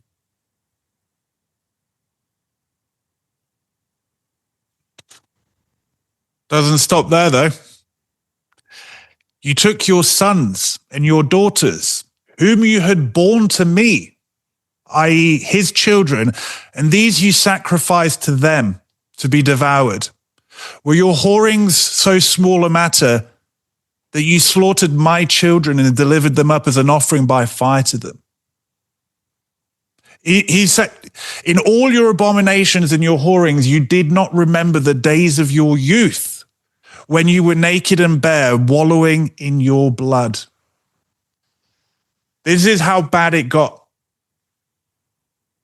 In fact, in other places in Ezekiel, it says that it was so bad, it didn't even enter the thoughts of Elohim that she would go this far to make the point. This was the final crossing of the line.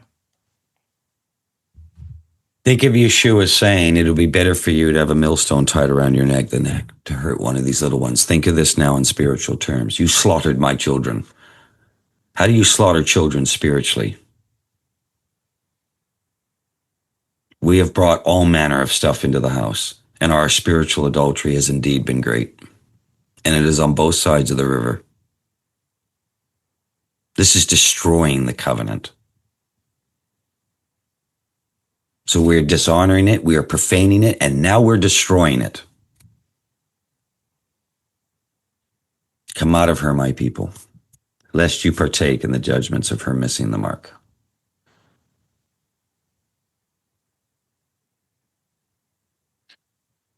It continues. Adulterous wife who receives strangers instead of her husband. Men give gifts to all prostitutes, but you gave your gifts to all your lovers, bribing them to come to you from every side with your whorings. So you were different from other women in your whorings. No one solicited you to play the whore, and you gave payment while no payment was given to you. Therefore, you were different. He's saying you're even worse than the prostitutes. At least they received payment, but Israel was paying to play the harlot. She sought it out.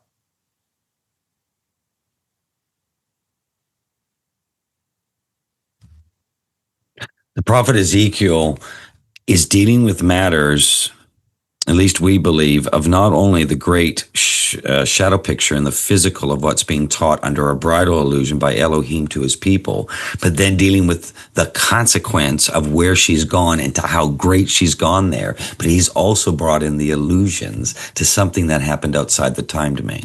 We'll be talking about that a bit more in Sukkot this year.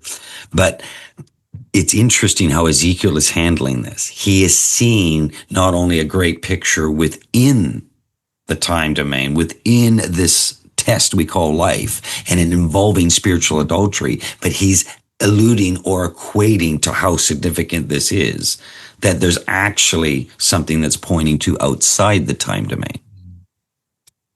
Incredible prophet Ezekiel and what he was entrusted with. And yet, we're in consequence thinking, not hypocritical thinking, not things that are at odds with each other, not conditional thinking. There's a love that might be unconditional that's at play here. Not conditional, but it's consequential. For thus says the Master Yah, I will deal with you as you have done. You will reap the consequences of it. I will not be mocked. You will reap what you have sown. You who have despised the oath in breaking the covenant, yet I will remember my covenant with you in the days of your youth, and I will establish for you an everlasting covenant. Then you will remember your ways and be ashamed when you take your sisters, both your elder and your younger, and I give them to you as daughters, but not on account of the covenant with you. I will establish my covenant with you, and you shall know that I am Yah, that you may remember and be confounded and never open your mouth again because of your shame. When I atone for you for all that you have done, declares the Master Yah. Remember what we said earlier, that in instituting betrothal, sacrifice and blood would be required. And what we have seen is that a divorce, an annulling of the betrothal occurred. Now we have a problem according to Torah. How is this covenant going to be reinstituted? Once you get past the technicality of the Torah, well, then it's telling you that you're going to need sacrifice and blood. And Yah is saying, I will atone. I will atone. If this isn't a divinity statement of your Messiah, by the way, I don't know what is.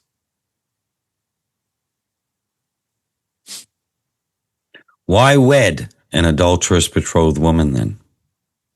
If this is possibly consequential, in other words, it's not conditional to Yah, is it possible that we're seeing something where he wants even us to understand what he has done? Why wed an adulterous betrothed woman? The prophet Hosea, who was going to give some of the most greatest insights to this picture before the coming of Messiah. And I believe the prophet Hosea was one of the great prophets responsible for why many people were in the land, why they were even there when we celebrate. When we see what we saw recorded in Shavuot, they knew these prophecies. They knew the prophecies of Hosea. And Hosea speaks in incredible language, marriage language. Why? Why didn't he just speak in technical Torah language, box-ticking language, just obedience language, or what they can get from their Elohim in the sense of blessings? Why does he speak in this other language, this great prophet Hosea? Before you jump into this as well, Curtis, remember that Hosea was asked by Elohim to marry a woman of whoring. Elohim asked this of her. Why would he do that? And then to have children by her. What was Yah asking Hosea in the shadow picture to help him understand a weightier matter? What's very interesting is that the prophet Ezekiel, who we just read, his wife was taken. It says that Yah took her. So Ezekiel experienced the loss of a wife. Now, I actually believe that was a act of mercy because this happened before Judah was actually taken captive by Babylon. So Hosea's wife did not experience the horror of being taken captive. But what did Ezekiel experience? He experienced the loss of a bride. Yeah. Why? And so do you see how Yah is asking things of his prophets in the shadow picture? I believe this is what helped him understand these great prophecies. 100%. His eyes were opened, and so he saw mercy for his wife, but also the crushing and the pain and the loss of that would have allowed him to see. Plead with your mother. Plead, for she is not my wife. So we're reading from Hosea here and 2. And I am not her husband, that she put away her whoring from her face and her adultery from between her breasts. It goes on to say in 5:7, for their mother has played the whore. She who conceived them has acted shamefully. For she said, I will go after my lovers who give me my bread and my water, my wool, my flax, my oil, and my drink. Therefore I will hedge up her way with thorns, and I will build a wall against her, so that she cannot find her paths. Think of lamp under your feet. Think of that if we bring in something that doesn't allow for us to see the way back to the bridegroom. She shall pursue her lovers, but not overtake them. Ooh, interesting. And she shall seek them, but she shall not find them. Then she shall say, I will go and return to my first husband, for it was better for me than now. What the heck? Maybe a bride has forgotten her covenant, because that covenant states that that statement cannot occur. This is how far gone this woman is, that she doesn't even remember her wedding, betrothal, vows, and covenant. Remember this language of seize, to take. The statement here in verse 7 is so powerful because she's literally realizing not even my lovers want me. She's no longer wife material. This is really staggering. It's so prostituted, so defiled, so ugly that even that which she is having intimacy will not and do not want her. And now she's realizing, man, maybe I'll go back to my first husband. He wasn't as bad as I thought.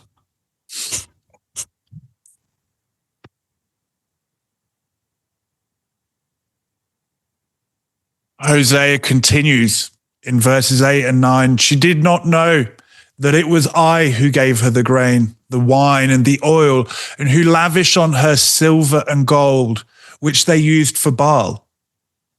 Therefore, I will take back my grain in its time and my wine in its season. The word there is moed, in its appointed time. Even in dealing with her judgment, he's actually playing to his appointed times. And I will take away my wool and my flax, which were to cover her nakedness. See, even in the judgment of his wanton bride, it's almost like he's saying, even through the judgment, I'm going to try get my moedim back to you. He's using everything. Even the judgment could lead us back to his appointed times. I will put an end to all her mirth, her feasts, her new moons, her Sabbaths, and all her moedim. She had taken everything that was meant to be her grooms and made it all about her. The word there for appointed feast is moed, moedim. Do we see this today? Maybe. Let's go to the verb action. Again, when we read this, and all of her betrothal. This is what she did with it. This should be sobering for all of us.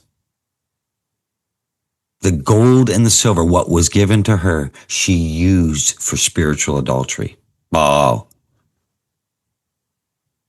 And she made all of her activities about her. And she turned his appointed times into her appointed times. She demanded, hear me roar, not hear you roar.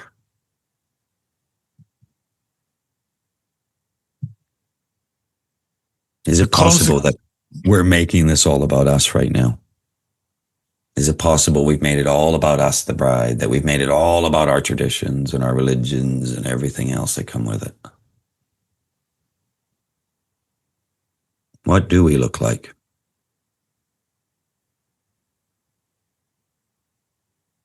And so the consequence for that, verse 13, I will punish her for the feast days of the Baals, when she burnt offerings to them and adorned herself with her ring and jewelry, and went after her lovers and forgot me, declares Yah.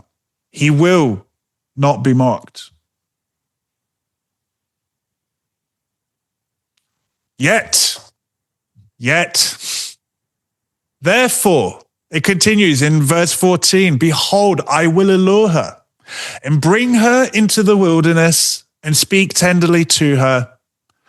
And there I will give her her vineyards and make the valley of Achor a door of hope. And there she shall answer as in the days of her youth. Think the betrothal at Mount Sinai. As at the time when she came out of the land of Egypt. He's telling you, he's pointing back to that betrothal. And in that day, declares Yah, you will call me my husband, and no longer will you call me my Baal. Now, again, first of all, the obvious, this is a divorced, betrothed bride. So again, is Yah going to break his covenant and his Torah? First problem. But there's this Hebrew wordplay going on here that you read right over it in the English. Even this doesn't really capture it. You will call me let's start, you will no longer call me my Baal. Baal just means Lord. It just means Lord, nothing more. It also can mean husband. There's actually instances in the scriptures of the word Baal being used of a husband to a woman. And so it refers to the idea of the husband, but from the authoritative standpoint, that he is essentially the Lord or master of the household. Okay? I don't want people to freak out thinking that Baal is the name of an idol. It's actually a title of authority, master, Lord. And so you've got this Hebrew wordplay, you will call me my husband, but no longer will you call me my husband, my Lord. But the word for husband or my husband is ishi, which literally means my man, literally. You will call me my man, and no longer will you call me my Lord. Both ishi and bali can refer to husband. And here's the beauty of the wordplay. No longer will you view me as a husband from an authoritative standpoint. You'll see me as a husband, as my man from an intimacy perspective. By the way, I believe this is telling you how Elohim will make this possible. He will become Ishi. He will become my man. This is such a powerful and deep statement. You will call me my husband, and no longer will you call me my Lord. This is so rich, so rich. For I will remove the names of the Baals from her mouth, and they shall be remembered by name no more. There's hope. Despite all the horrors we have just read. And to really drive this in even further. From that position and where it's going, she's calling a lot of things Lord. So there's a plurality here, the spiritual adultery, where she's actually gone. And it's like the difference of making a statement of, you can almost, in a modern sense, go, and it's like a woman going, oh, well, that's my husband, or that's just my husband, versus the one who goes, that is my man. That is my precious. Do you see the difference? One is seized in intimacy. One is referenced purely from a worship or authoritative sense. What's interesting there is that she's calling a number of things lords. Mm-hmm.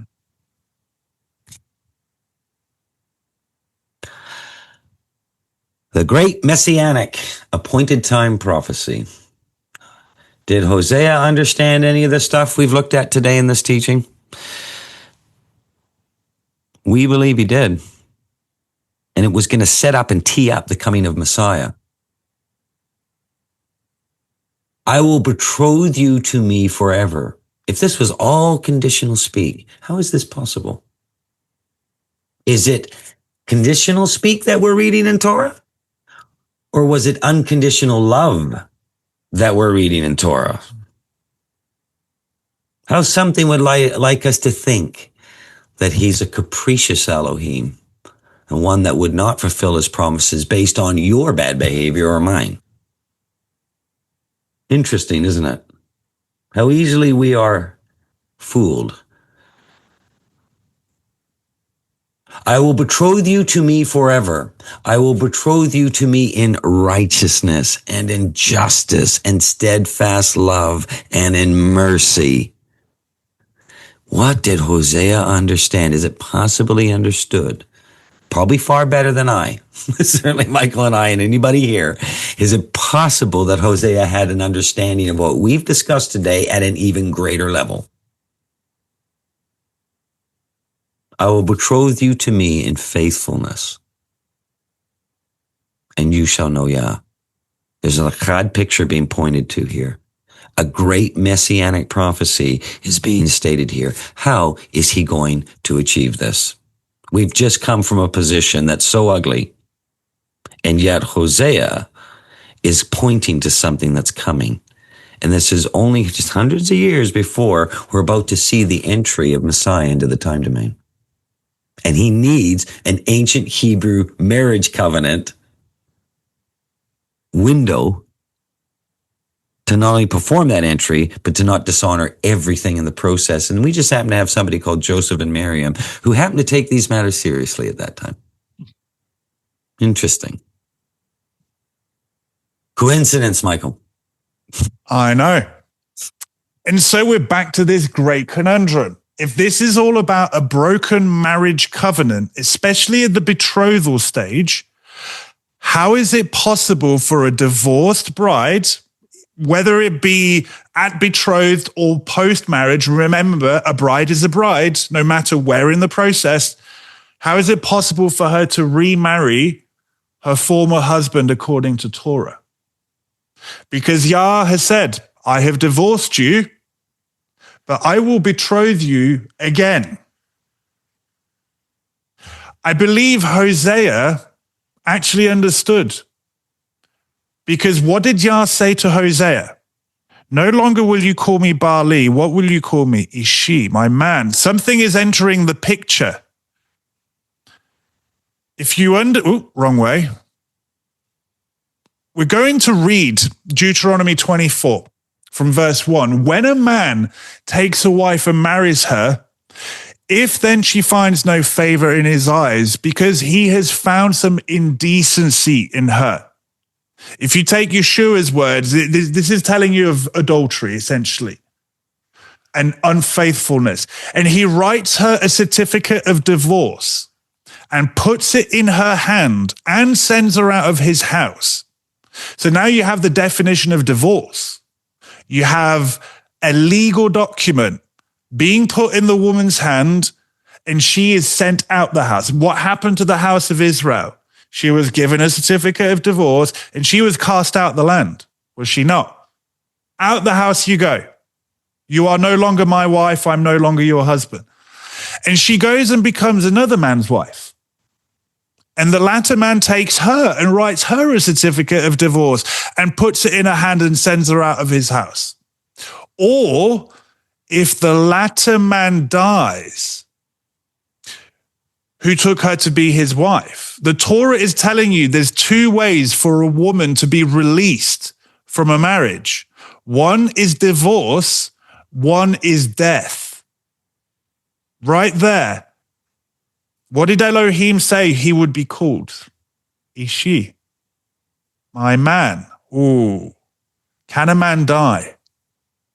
Then her former husband who sent her away may not take her again to be his wife after she has been defiled, for that is an abomination before Yah. And you shall not bring sin upon the land that Yah, your Elohim, is giving you for an inheritance. This is what the prophet Jeremiah was referencing. Well, Yah through the prophet Jeremiah. Here's the thing. Ishi, my man. Is there a way for this question to be answered without breaking the Torah? Did the Apostle Paul maybe have an understanding of this? Did even Hosea, could he have spotted that, hang on a minute, you're going to come as my man? Something is now entering the picture. Is it possible in all of this that this whole picture, and Hosea knew and understood the words we just read intimately? Is it possible this whole picture is based on repentance and sacrifice in order to keep everything honored? And the window it's going to come through for it to be possible is an ancient Hebrew marriage covenant being honored. Jeremiah 31, 33. And behold, the days are coming. The days are coming. 1,000 years, but of a day of 1,000 years. Days. 2 days. Something's going to happen after something that happened almost 2,000 years ago. That there's going to be something, a chance for something being given, because we have an Elohim who's not into just conditions. He's into something unconditional if you can attach love to it. And repentance and sacrifice could be defining the very essence of this love. Behold, the days are coming, declares Yah, when I will make a renewed covenant. If we get into the Hebrew here, this is to refresh. Not throw away.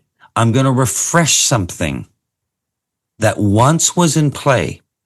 I'm going to renew this. And with the house of Israel and the house of Yehuda, interesting. So there's going to be a restoration of a house here. We're going to bring something back from this brink of profanity, defiling, brokenness. My goodness.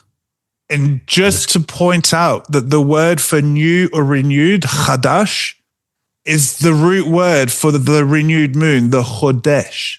Oh, you mean the very thing pointing to a covenant and a marriage is also pointing to the very thing declaring it that's written in the heavens.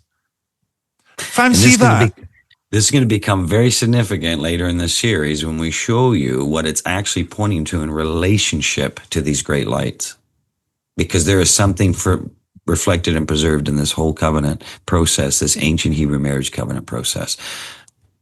And for me, it ended many arguments that tend to be out there in the religious world because there's no way around this.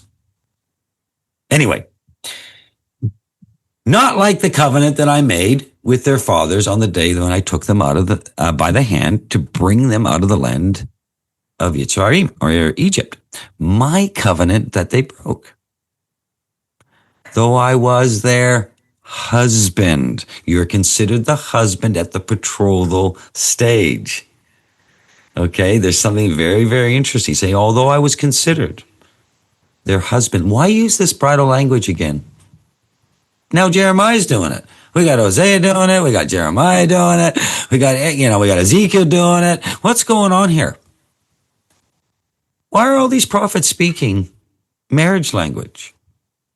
Writing marriage language, understanding marriage language. For this is the covenant that I will make with the house of Israel after those days. Declares Yah, I will put my law within them, and I will write it on their hearts, and I will be their Elohim, their man. This is very, very interesting. Think about what Michael was pointing out. There's a difference or a higher level of intimacy, and they shall be my people. There is something coming, but something had to occur first in order to allow for that.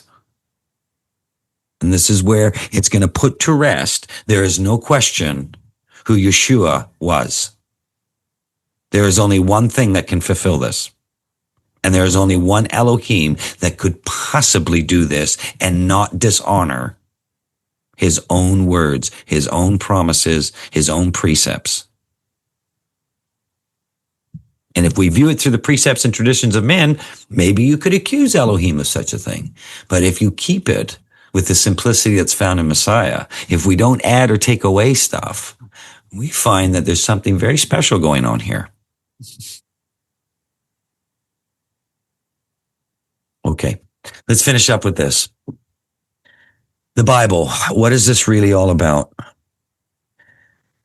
We're going to suggest to you that if we are to just not make it an academic study, or just not make it a religious experience, or not just make it a product of our own imagination, or just not make it, whatever we may do, if we just stand back for a second and trust the words of Elohim from Adam and Eve to the Torah, to the prophets, is it possible that what we're actually seeing, this thing we call the Bible and what it's really all about, is actually speaking of a time domain test we call life?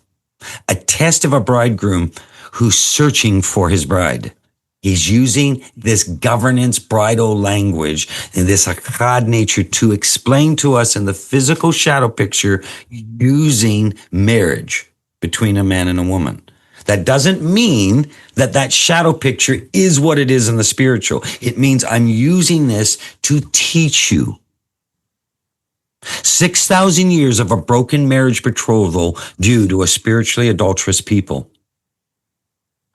A bride that chose to play the religious whore. She went after her Baals. The love of a bridegroom that would cost a bridal price of his own life.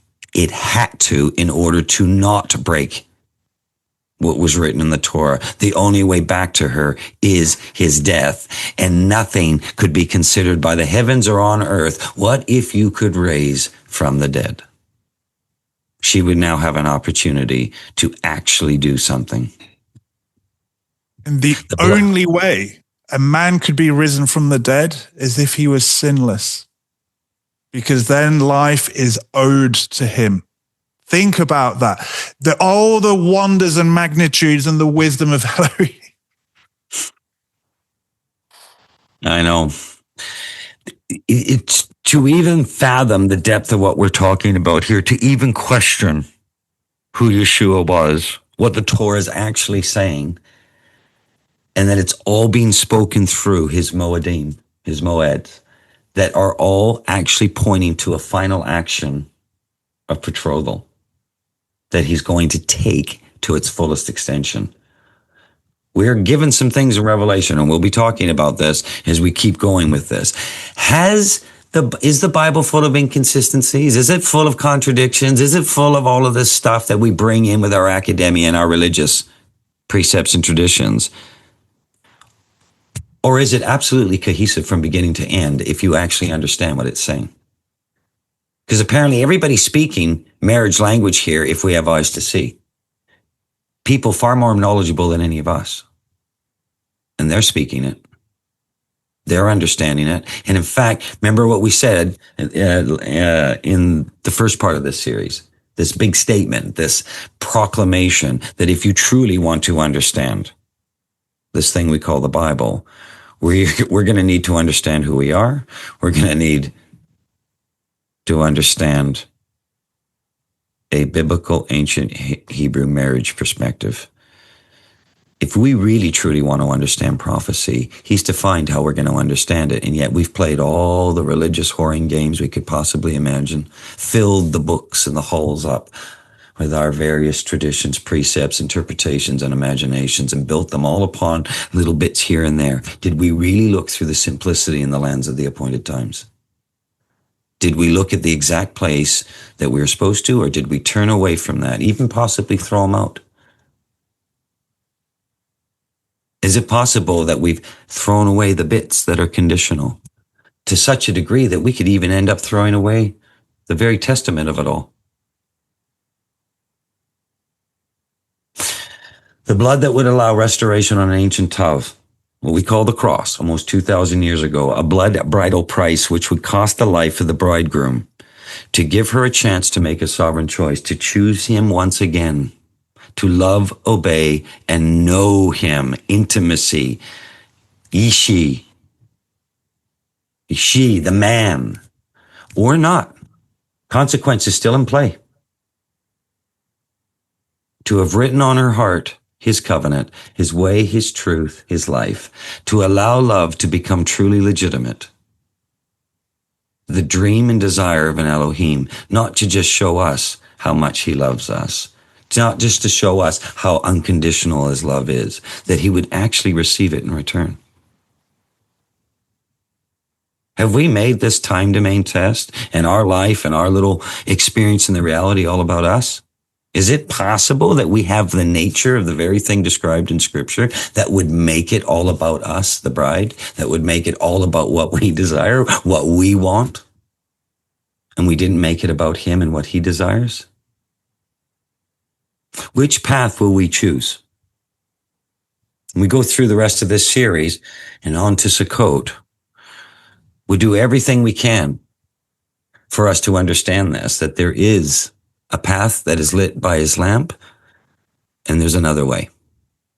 And it's wide and it leads to destruction. Michael and I suggest to you, to everyone here, both are religious in nature in the sense of faith.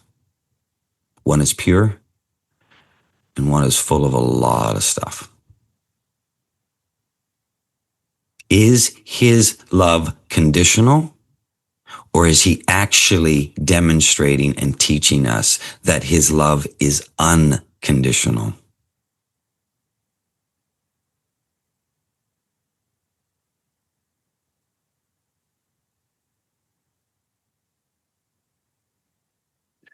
You know, we said we have the beauty of hindsight to understand the riddle, you know, the conundrum, the answer to the conundrum. But I know for me that revisiting this again, the depth has deepened, and it's awe-inspiring. It really, you get an insight into why his name is Wonder.